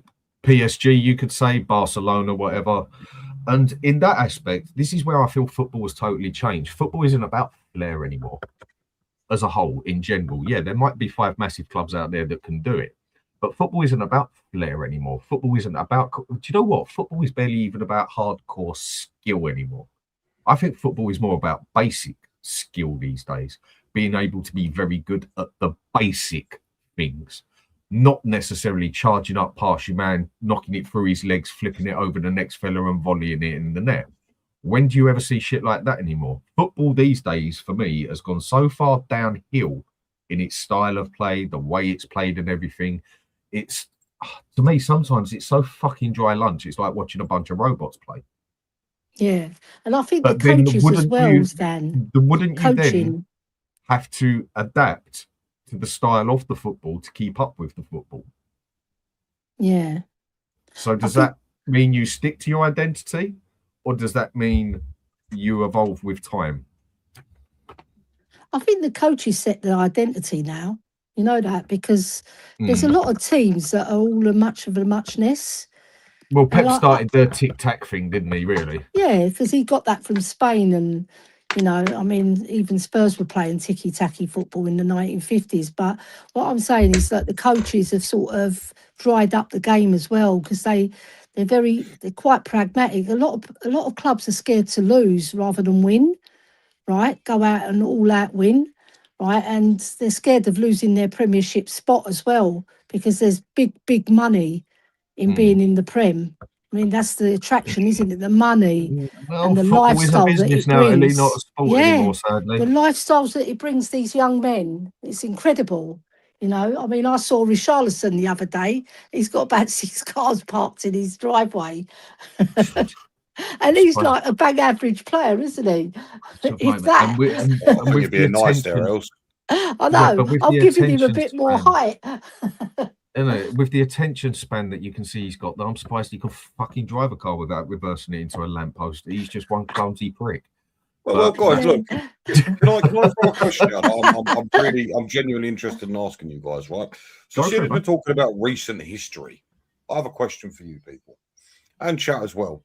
Is winning a Europa League enough to attract the bigger players out there at the moment? Because it is recent history. So I'm just interested to find out whether or not people feel there's a big enough trophy to attract the higher side of players. The thing is, Benny, it brought Champions League football. So you'd naturally believe that we could attract the bigger players, but we didn't, did we? So there's the proof in the pudding. And twice, not just this time, when Poch was in charge and we were in the Champions League. Who did we attract? Nobody of fantastic standing. You know what I mean? Somebody who you think, wow. Like when we signed Rafa van der Vaart, when we signed Klinsmann, when we signed Ozzy Ardiles. You know, all those star world-class players. We don't do it anymore. We don't. I mean, just to answer a quick question here. I mean, I get where you're coming from. Yeah, I do prefer slightly more pragmatic football. I like fast, direct, counter-attacking football. That's how I like it being played, yeah. And you say drop this approach. No, I won't drop this approach, because no one can actually really give me solid answers on it. Because you can keep telling me that Spurs play this attacking way, this flair way. This is the Spurs way. Well, bollocks. Why is it over the past 70 years we've only played about 20 years of that? Or can someone change that for me? So are people saying that we've totally lost our identity for over 40 years? 30 years? This is what I'm asking people. What is the actual identity? It's all good to tell me that the identity is fast attacking football when it worked for us. But there was many a time that fast attacking football didn't work for us. Many times this club, with under many managers, we haven't played that style of play. So what is the identity then? Is it the identity of what you want it to be at the club? Or someone else wants it to be at the club? Or does this club actually have its own identity, which I don't see? And that's where we go to the culture side of it as well. So someone do tell me, if we are this team that plays, the last manager we had that played hardcore attacking football was Ange. Poch didn't play hardcore attacking football. Did he? Poch had 2 styles of football. He had that high pressing, high energy, but then at the same time, we would also play counter attacking football. And that's he did have a plan A and B, didn't he? Exactly. Yeah. And so the reason why it works for Poch as well. Sorry to cut across you. Right. Go on. No, go on. the reason why it worked for Poch, because we had really good passers of the ball.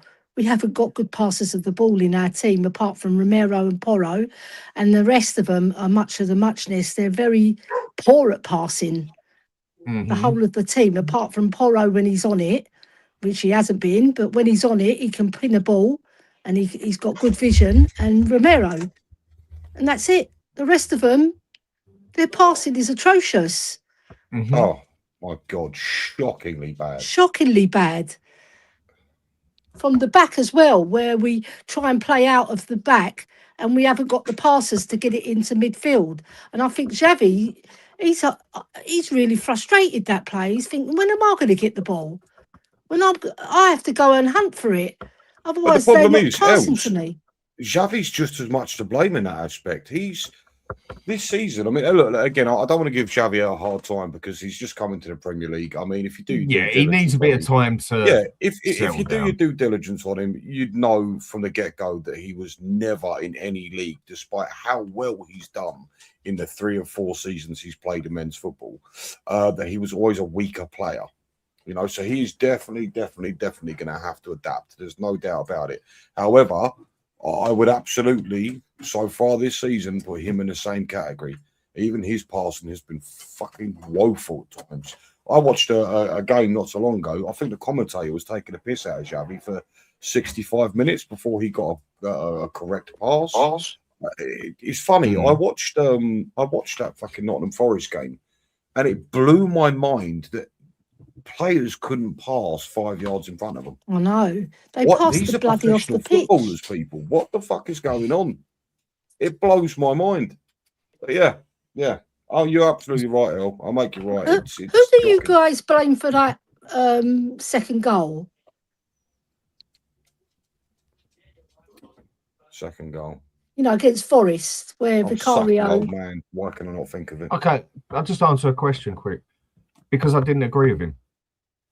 Because I didn't agree with what he said. Because it contradicted to what he's told me in the past. This is why I keep asking different people for different opinions on everything, on what the ideology and what the identity and what the culture of the club is. Because if I'm honest, I'm just in the truth until someone. I mean, like Ellie just gave me a very good example of it. I think a lot of it is a lot of bollocks, basically, if I'm going to tell you the truth. So that's just my personal opinion on that one. And no, Lubo didn't put it as straight as Ellie just put it to me. Ellie put it 10 times clearer than what Lubo said it to me. And one way or another, someone will say it in a way that I will understand it in such a way that I might agree with it or I might change my opinion to it. So I do get what an identity is. I think people miss my argument with it. My argument is if Spurs have this magic identity that we keep talking about of how we play football, then why haven't we fucking played that way football for a majority of the time over 70 years? When, if anything, it's been less of the time that we've actually played this Spursy way of playing football. And majority of the time we haven't played that way. So we must have lost our identity a long time ago. Do people actually see where I'm coming from with this argument? Why I keep picking at it with people? Yeah, of course we do. It's...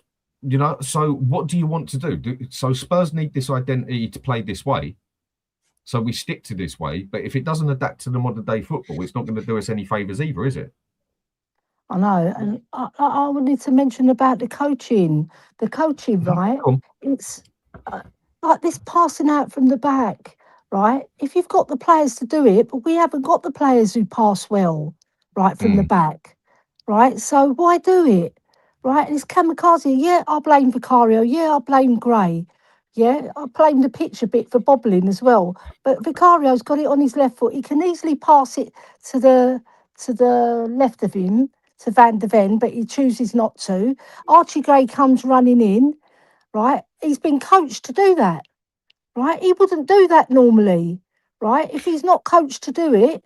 So you can blame the coaches as well for coaching that way, to pass it to the middle and then you pass it to the side and then you're up the pitch, yeah, and you can go on the offensive, right? But if we got good passes of the ball, yeah, do that, but we haven't. So stop this bloody mess until people can pass. It's not just people who can pass; it's people who can receive the ball as well, Ellie. Because Yes. you have to be Yes. able in that when you're that close to the goal, you've got to be super confident receiving that ball, being Yeah. able to turn and keep the ball, man. Like you can't just Yeah. give it to anyone. You've got to give it to someone Yeah. who can receive it. And I mean, even if the ball in bobbles, Frank's, you've got the skill to control it. Otherwise, You in know? Frank's defence, he did say after that game, the reporter said to him, "Hey, have you spoken to Archie Gray after that mistake?" And he said, "Yes, absolutely."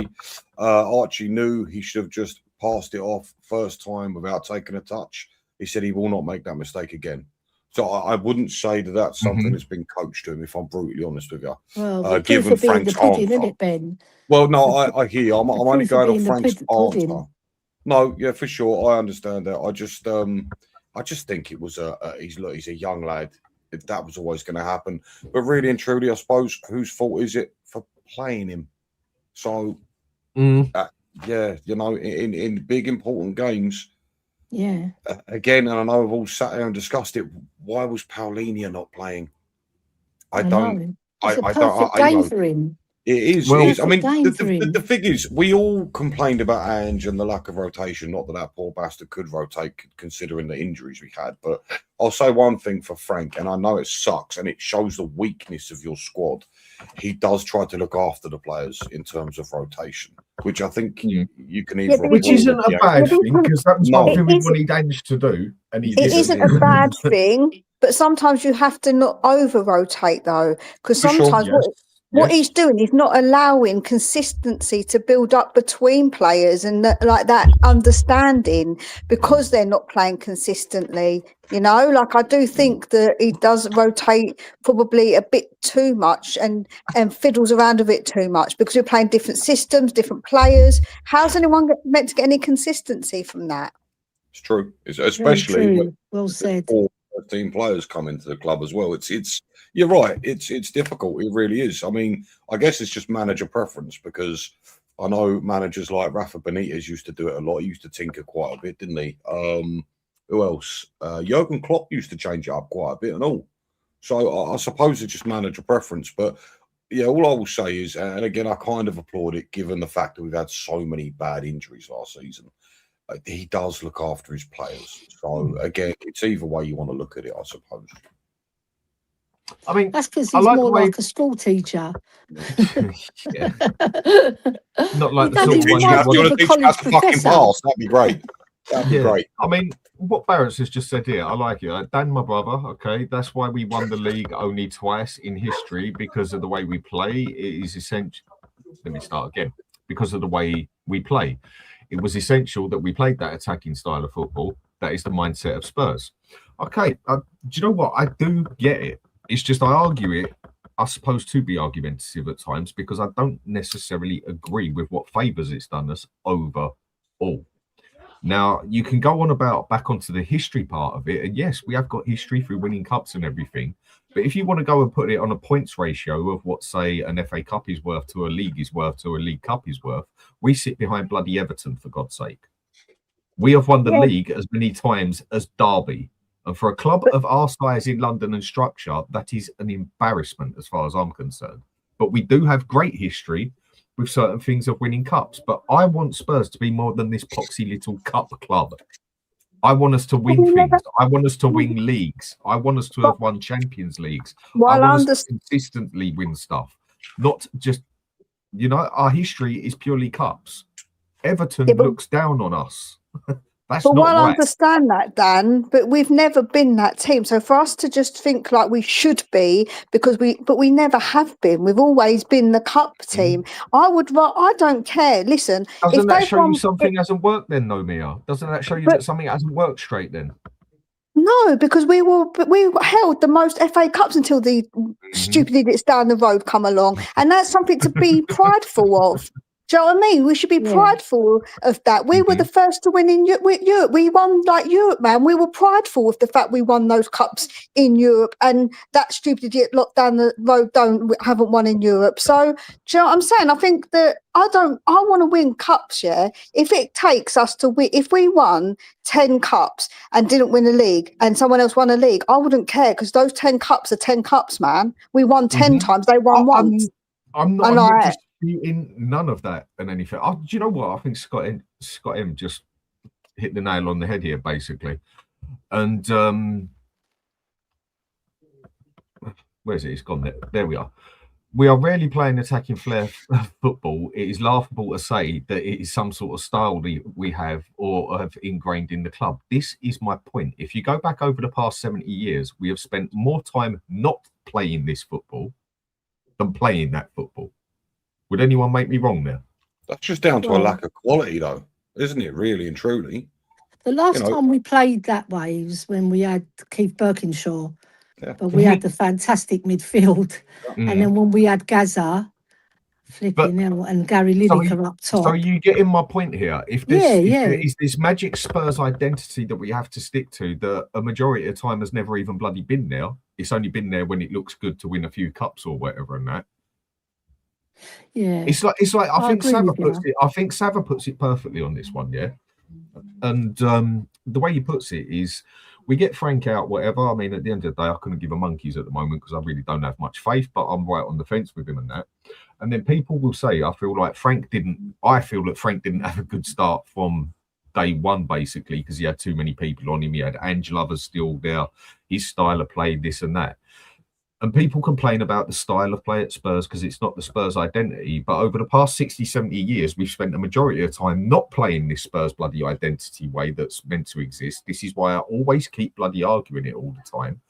And the next manager that comes in, you hear half the people say, and this is where Sava puts it perfectly fine, like, who would you have in that? And the amount of time you hear people put up Glasner, this and that. Well, Glasner plays fucking free at the black counter-attacking football, and yet you'll just see the person on here preaching about, like, certain people on here who come in here saying, well, I'd actually like him as a manager. Well, you're one of the biggest ones for fucking preaching about identity. And you're now saying you want a counter-attacking pragmatic manager. This is where I don't get it. I think, though, Dan, what it is, see me, I just want winning football, right? I didn't care. If Conte won us it, I didn't care. How we won it in Bilbao, I don't give a damn. I don't give a rat's ass because I was happy that we bloody did it and we won it. I was in the stadium at Tottenham watching it with my nephew and my brother, man.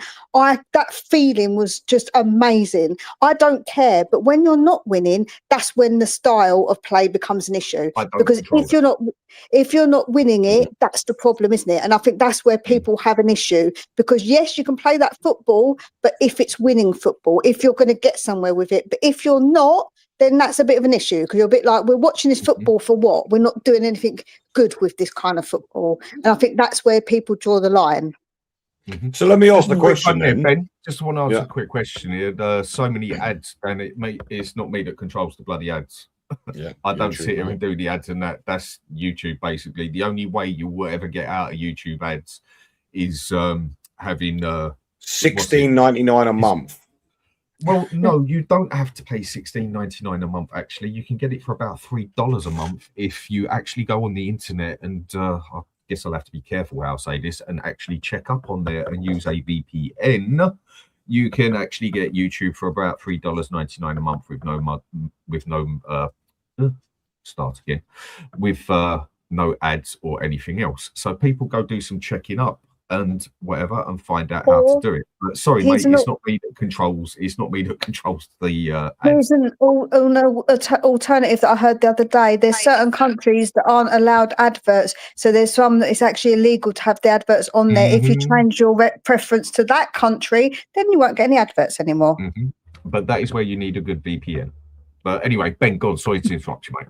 It's just a quick one. The question remains, so then, in your opinions, is Frank the right man to take us forward? And do you believe he's the reason why we're playing this style of football? Like I said this earlier, for me, the blame lies mainly, I know there is elements of Frank, of course there is, and I'm not defending the man. For me personally, I wasn't expecting anything less than what we're seeing in the first 4 months of him being here. You're not going to fix the problems we've got in that short amount of time. It's ridiculous. It's a ridiculous notion to even think that. But yeah, my question to you guys then is Frank the right man to take us forward? I don't know, but I did expect more, man. I did say that I feel we should have been finishing between 9th and 7th this season because I believe that everyone said that this team was better than 17th. Had we not thrown it away, we would have finished up a little bit higher, and that's the sort of position we're in now. But everyone said we believed we were better than that. So for me, he needs to be doing better. And if he does not, then no, he isn't the man. But I'm giving him enough rope to sort of see if he is the man. He needs You're to a give lovely himself. How person, long Leah. is that You're a rope, lovely though, Leah? person. You're a lovely How- person. I'll give him enough rope. Well, you know what I mean. Cheers. Cheers, mate. Friend, yeah. Make sure you give me enough rope, yeah? Nice. Well, you know what I mean. It's a saying, isn't it? If you give someone enough rope, you know what I'm saying. So yeah, I would definitely give him a bit more time. However, if he's going to continue to in this vein, then no, you can't. Keep saying this when people keep saying, well, we can't get rid of him. But if you're in a bad relationship, you don't just stay. Well, some people do, but not me. I don't want to stay with someone and be in a toxic relationship just to have somebody there. I'd rather be on my own. So I don't want that. So the fact is that I don't want to be in a position where we're getting worse and worse and worse and we're not seeing nothing on the pitch improving just because. I don't want that. I think that's not a good thing either. Yeah, but the thing is, for though, them. Mia, how long does it take? How long does it take to get the results to turn around? This is the question. Like, I understand where you're coming from completely, but at the end of the day, you know, you're not going to fix things overnight. And as I've said previously, the man's been here for 4 months.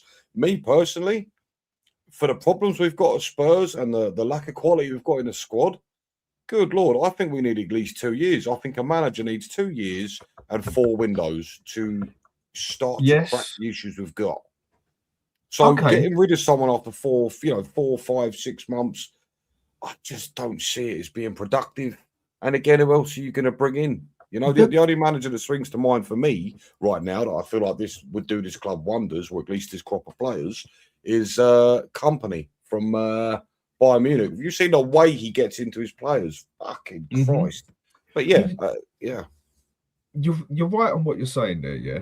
I mean, I must admit, I think the thing I do find a bit frustrating at the moment, what's going on in the Spurs community as a whole, yeah. And that's not just YouTube, that's the fucking Spurs community where I read Facebook, I read fucking X, I read what people on here say and everything. It has gone so flip-flop and it is fucking comical. Maybe I just see this different, yeah. I don't agree with one rule for one and one rule for another. I don't dig that 2-tier shit for nothing, yeah? I have judged Frank exactly the same way I judged Ange. And I called Ange after 6 games and said, okay, this style of football is not going to work unless he adapts it. And I thought he would adapt it, and he didn't.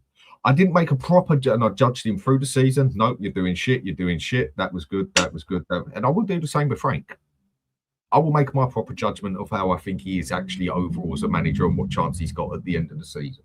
I won't deny it. I'm right on the fence with him because he has done absolutely nothing as yet to prove to me that he has got any caliber of any sort to be able to get it working, basically.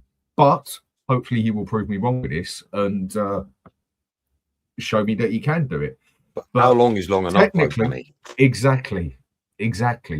But technically, at this moment in time, and people start saying well, why do you have to compare to Ange? I don't want to hear about Ange. Yeah, I'm sick to death of it. Or what? Right, what do you want me to go? Are we doing better than last season? Quick question, yes or no? This time last season, are we doing better? No, I don't think we are. The stats show that we're not. No, we're not. Right, so how could you have we're just not playing better football either. No, well, how could you have just told me we're not playing better football or that we're not doing better than last season if you didn't compare it to what Ange did? No, you can't. It's not possible. Yeah, you've got to compare it. But the thing is, Benny hit the nail there where he said give him 4 windows because they gave Postecoglou 4 windows and he won. So hopefully Frank can do the same because he's got more or less the same squad. He's got 2 established players who we bought in, not loans, and we've got 2 loanees. All right. One's been really good. One's yet to prove himself in Mawani. And then we've got Xavi, who's like up and down, not really established himself yet. And then we've got Kudos, who's a bit up and down as well. But he's been, we're relying on him too much. But you've got to give, I suppose you've got, if you're basing it on that premise, you've got to give him at least 4 windows, see if he can turn it around. Guys, do you know what makes me really laugh? I was just sitting there thinking, do you remember when Frank first turned up at the club? So what? No, I'm hurting a little bit, mate. It's shouldn't do that to yourself, mate. Oh no, I shouldn't. Sorry, guys. I was just sitting there thinking, when Frank first turned up to the club, we were all like, "Oh, finally, we've got an adaptable manager. We've got a tactician." Not me. I didn't say that. I didn't say that. Yeah, me too. No, fair enough, else. But a lot of us did, and now 4 months later, we're all like, "Fucking hell, is Frank the one?" It's crazy. If we was that bad though, Ben, if we was that bad, yes, we were 17th and we were fucking shockingly shit last year. And if it wouldn't have been that the bottom 3 were that dog shit, we could have easily gone down last year as far as I'm concerned. Yeah. No, we couldn't. We were so far ahead on points. I think we were so like how many points ahead we were. No, it was ahead. No, you just missed what I just said, Ellie. You missed what I just Mia, you missed what I just said. I said if the bottom 3 wouldn't have been as absolute dog shit as they were, we could have been in a serious relegation. I can agree with you. Shoulda, coulda, wouldas. If my auntie had ball, she would be a man. Right. At the end of the day, we still finished 17th. I love that saying. It was absolute crap. And so the new manager comes in, and all I ever heard was me being one of them saying this is down to Ange's tactics more than anything. And yes, players getting some stick as well. Now all of a sudden, this other manager's come in that a lot of people seem to like more than they did Ange from day one anyway. Oh no, it's not Frank's fault. It's nothing to do with Frank's fault. It's not Frank's, but it's all the players. The players are all fucking dog shit, whatever. The manager needs time to fix it. I get that. But I still expect some sort of progress. And I feel we are playing worse under Frank than we were under. I don't know about that though, Dan, because when Ange came in, there was like a big hurrah. Like he had his own song as well. I'm loving Big Ange instead. Like, he had a lot of people on board. Right, that first 10 games as well. Everybody's thinking, what the F, right? What is this? We've got 8 wins, 2 draws, and then that Chelsea game came along, and then suddenly it went pear-shaped. Then we picked up a little, then it went pear-shaped towards the end, and then we finished in 5th. Miraculously, because all the other teams below us were crapper, right? And then the second season, right, it sort of started bad, got worse.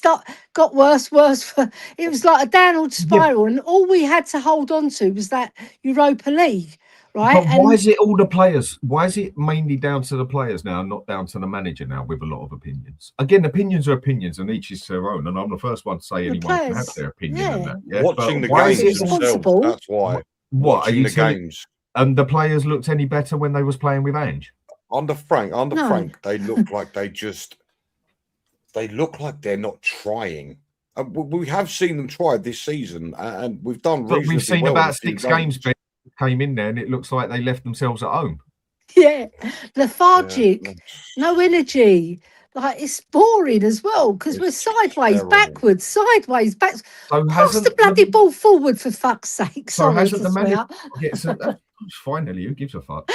So when it comes down to it, hasn't the manager got to get some significant stick for this as well? Well, from lack of motivation for his players. From the way we are not performing. I suppose he does. Or is it all down to the players, like some people are saying, basically? I mean, for me, it's an overall. I think Frank's making a complete tits up of things at the moment. Some of the decisions I've seen him made, like, very few and far between.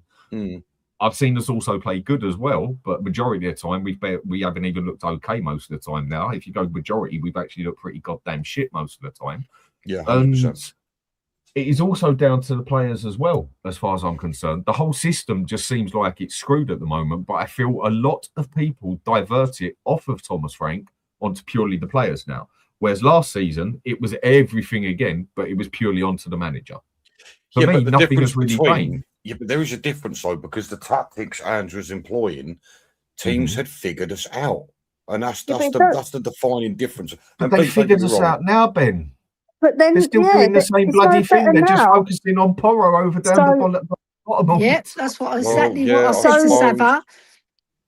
So the thing is, suppose, right, it's got to be both the players and the manager, right? Because the Yeah, of fact is course. he has to give them instructions on what to do. He's the one who gives them the plan. And if they don't basically do his plan, then obviously that players, what are they doing? But last season we had moments of absolute bozo moments, and we still do that now. Look at Vicario when he come out of his goal, and look what he did. Like, he come all the way over. What is he doing? Absolute bozo. So the players still do the bozo things exactly like they Yeah. did last season, but it's up to the manager to also get the best out of them, play them for their best positions, His job. play them the best system, and to give them the best instructions possible to try and win a game. But he doesn't. He goes out there thinking he's so scared. He's like a little schoolboy hiding behind the big kid. He's like, please don't hit me. Like, because he doesn't want to be hit. Like, we don't want that. We want someone who's brave, and he doesn't show that bravery on the pitch. And I think that's why people get really frustrated with him, and he should take blame for that, because that is down to him.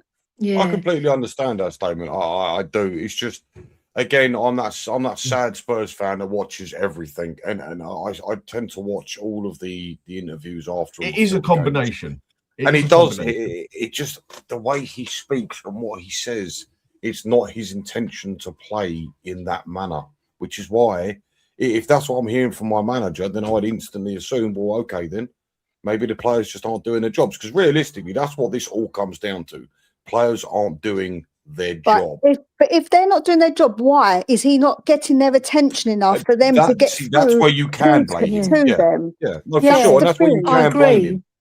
I just don't find Frank or inspiring when he speaks. He sounds like a school teacher, and he's very droll when he speaks. He's very intelligent, don't get me wrong, but he sounds, it's like, get angry about something, man. You know, Listen, show your anger. And on the What side of would the that pitch, do? What would that placid. achieve? What would that It's achieve, too- though? Look And he at does lose Maresca his- he does today. lose his mind on the touchline Maresca from went time to time. crazy on the side, and he inspired his team, and they came out like a different team. Chelsea, they were all over Newcastle. Listen, And right? it was from that touchline. I'm telling you, they was shit scared of Maresca because he's got that Italian blood, man. Don't mess with the Italians. I'm telling you, right? Half Italian. If it was, You know what I listen, mean, Dan? You're half. I If- think you're Italian as well, aren't you, Dan? It's in the blood. It's in the listen, if blood. it was me or Ellie giving the instructions, you really think those motherfuckers are going to get on that pitch and not do as we You know tell what I them? mean? We're going to kick their asses, man. We would kick their asses. I'll be like, excuse me, did you not listen when I told you? I'd get them by the Very ear and be true. like, listen to what I'm telling you. You get it through your head. This is what I'm telling you to do. Dum Yeah. dum. I'll do a I Gaza mean, squeeze their balls, Ellie- man. He may Ellie- just be that type of manager. I mean, look, whatever he does, it worked at a club like Brentford. I don't know if that can transfer to Spurs. We all know he's a project manager. He's not a win now manager. So maybe it's just not in his nature. I don't necessarily feel like you have to be like that to be a good manager. I mean, again, before he turned up, we all thought, you know, he's a guy that is a bit of a tactician, someone who'll change things up. But I've got to be honest, you can't change things up if you're the best managers, doing the Benny. basics. No, So, I think you The can be best a managers mix, are the though, fiery Ben. managers. No, I I think you the can be. I bastards think you like can be. Mourinho. No, I No, think you can be a mixture. You can be strict and firm but fair, and get into their heads to be like, come on, man, like, you need to listen for to what I'm sure. saying. Otherwise, what are you going to achieve on the pitch? Like, you've got to do something. Like, you can do it in a way where you get into their heads enough to make them listen, but in a strict way where you're like, hello, I'm talking to you. Look at me while I'm talking to you. Well, A bit we're like what I making do my assumptions, kids. We're making Right. assumptions. We don't know he's not doing that because he very well may be. I know. Oh, it's can you certainly- imagine We've seen him? him. We've seen Can him you in the imagine dressing little rooms. He's him? not. He's quite placid. Oh, really? He's Okay. very. Yeah, he's quite placid. well, He's fair more. I can't. He's more a talkative sort of guy, Right. trying Then to talk his let way me put through. it across this way. Then let me put it across this way, because it's always different opinions and that's always the fun and games of football. Yeah, this team is crap. Come on, there is no way. There is no way to play these players.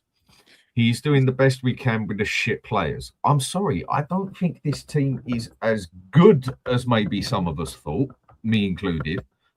But it is no way as shit as it is either. I don't think. I think this team. I mean, well, by the end of last season, everyone. Well, I say everyone. A lot of people said we finished 17th. It was unforgivable, whatever. Totally unforgivable. Shockingly, we're better than 17. Yeah. But the majority of people turn around and says this is at least a top 7, top 8 team. Which I Yeah. think's Now reasonable, all of a Dan. sudden, Yeah. all of a sudden, okay, we've got injuries, but the shitload of injuries we had last season, we've got 4 better players. Or, well, technically, we bought in 4 good players. Paulinho, that DM we never had and everything and that. Frank will sort out the touchline basically and stop us conceding goals. Yeah, we've conceded more goals than we did we've conceded more goals this time last season than we did last season under fucking Ange playing kamikaze. We've scored less goals. We've got our DM there now to cover that role. Kudus on the right. Is anyone going to sit here and not tell me that that's an improvement on Johnson? Of course it is. The only thing he doesn't do is he doesn't tap in the goals, but we don't even play that way, yeah? Moane, when we got him, a majority of people were extremely very happy with it. I was happy with that. Maybe it was the wrong one to go for because he still had a bit of an injury on him, yeah? But again, if I would have said to practically, I'd say 90% of people on here, like, right, we've got an option. Do we take Moane over Richarlison or Solanke? I think most people would have said yes. Do we 4 agree? Yeah, 100%. I like Moane, but I don't rate Solanke. I think he's just bang average. And then we got Simmons in, who I feel we bought more on potential than anything. Yes, 2 years we've seen him solid, but he's still got easy 8 years left in his career, and we bought him on the potential, hoping that he's going to get significantly better as well. No, he hasn't landed on his feet, but I did not see one person complain. See, I feel like that was quite a good player to attract, by the way, given the fact that his last. Is this team as shit as it is playing now, Ben? Is this team as shit as this? Do you want to know the truth of the matter? The team is playing like a mid-table team, if we're lucky, but the club itself is a top 6, top 4 team.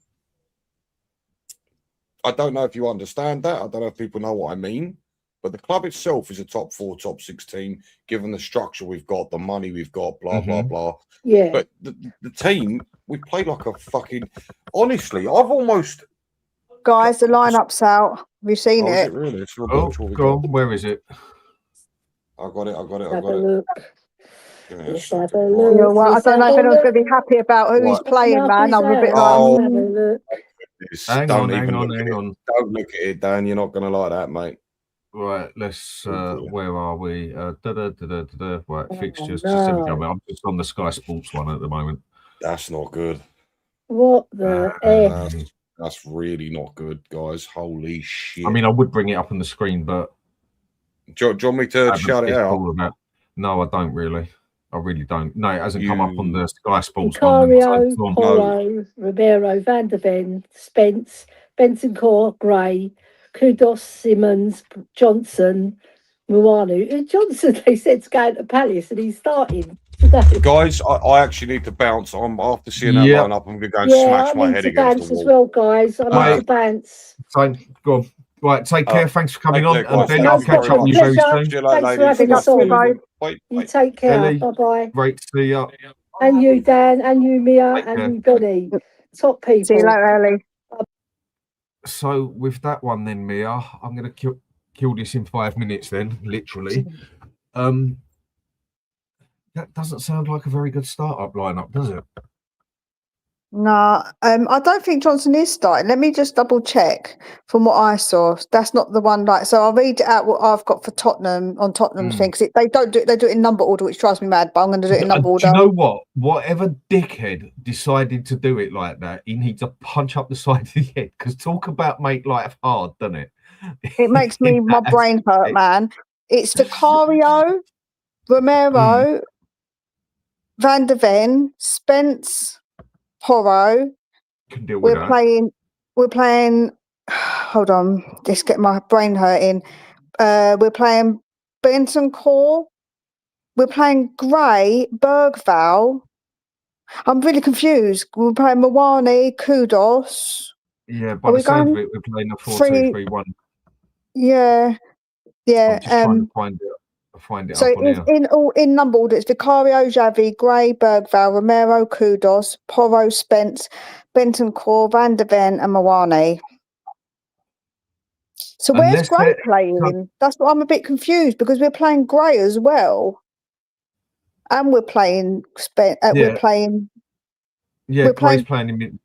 Yeah, what we're doing And now. Bergvall and I can see what we're Bentancur. doing now. Right, Vicario goalkeeper, Porro on the right, Romero middle, Van der Ven in the middle, obviously Spence on the left, Gray and Bentancur both centre mids, and then it looks like he's going to play. I would say Simmons as the 10, Bergvall out on the left with Kudus on the right and Moane in the middle, because that's what he maybe did last time.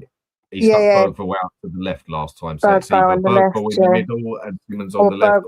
or the left, yeah. What the fuck is this fella doing?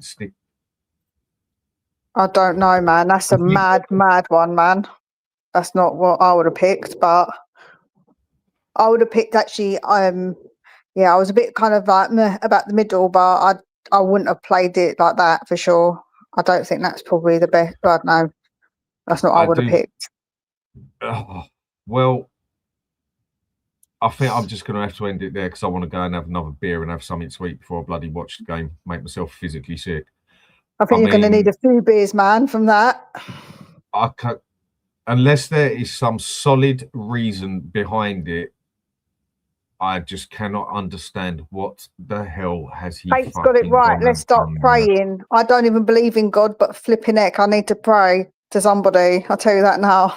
Yeah, I mean, do you know what? This might be the one where Gray has an epic game and everything and does it for us. Then do you know what? I say for fair play, man. I'll give you a Blue Peter badge. Carry on and keep proving yourself. But I tell you what, if this goes completely tits up with that, I am on my very, very, very, very, very last leg with Frank. You're going to play in Liverpool and you're starting fucking Archie Gray with Bentancur. I would have probably put Paulina and Benny together. And I we've think. also got Simmons on the pitch as well, who is not a very strong player physically, is it? What has he gone and done there? That is definitely a 4-2-3-1. I think it's even a question whether Bergvall was in the middle or on the left. That is how I see that one. I would actually would have been. Do you know what? If anything, I think Bergvall in the middle because he actually is a bit stronger than Xavi. He's got a bit more strength about him, man. He's not as weak. Like he does fight a bit more for the ball, and he's got a bit more strength about him. I think. I mean, one thing I'm definitely have to learn to do on here more is how to mess with the screens and that. I'll practice with that. It's just something that I never really do on there. I just see that I'm just like me. I'm like, what the fuck is he doing? Yeah. Oh, well, time will tell. Well, I just want to say thanks to the guests and everyone. Mia, Alex, Ben, as always. Ellie, great to see you. Me, always good to see you. Thanks for everyone for watching. Thanks for having me. Well, let's hope that we have a chance in hell on this one. I must admit, after seeing that now, I must admit my hopes have gone down very low. So do us a favour, give us a quick like and subscribe. Be much appreciated, and hope everyone has I'll say a respectable afternoon. Take care, people. Take it easy. Take it down.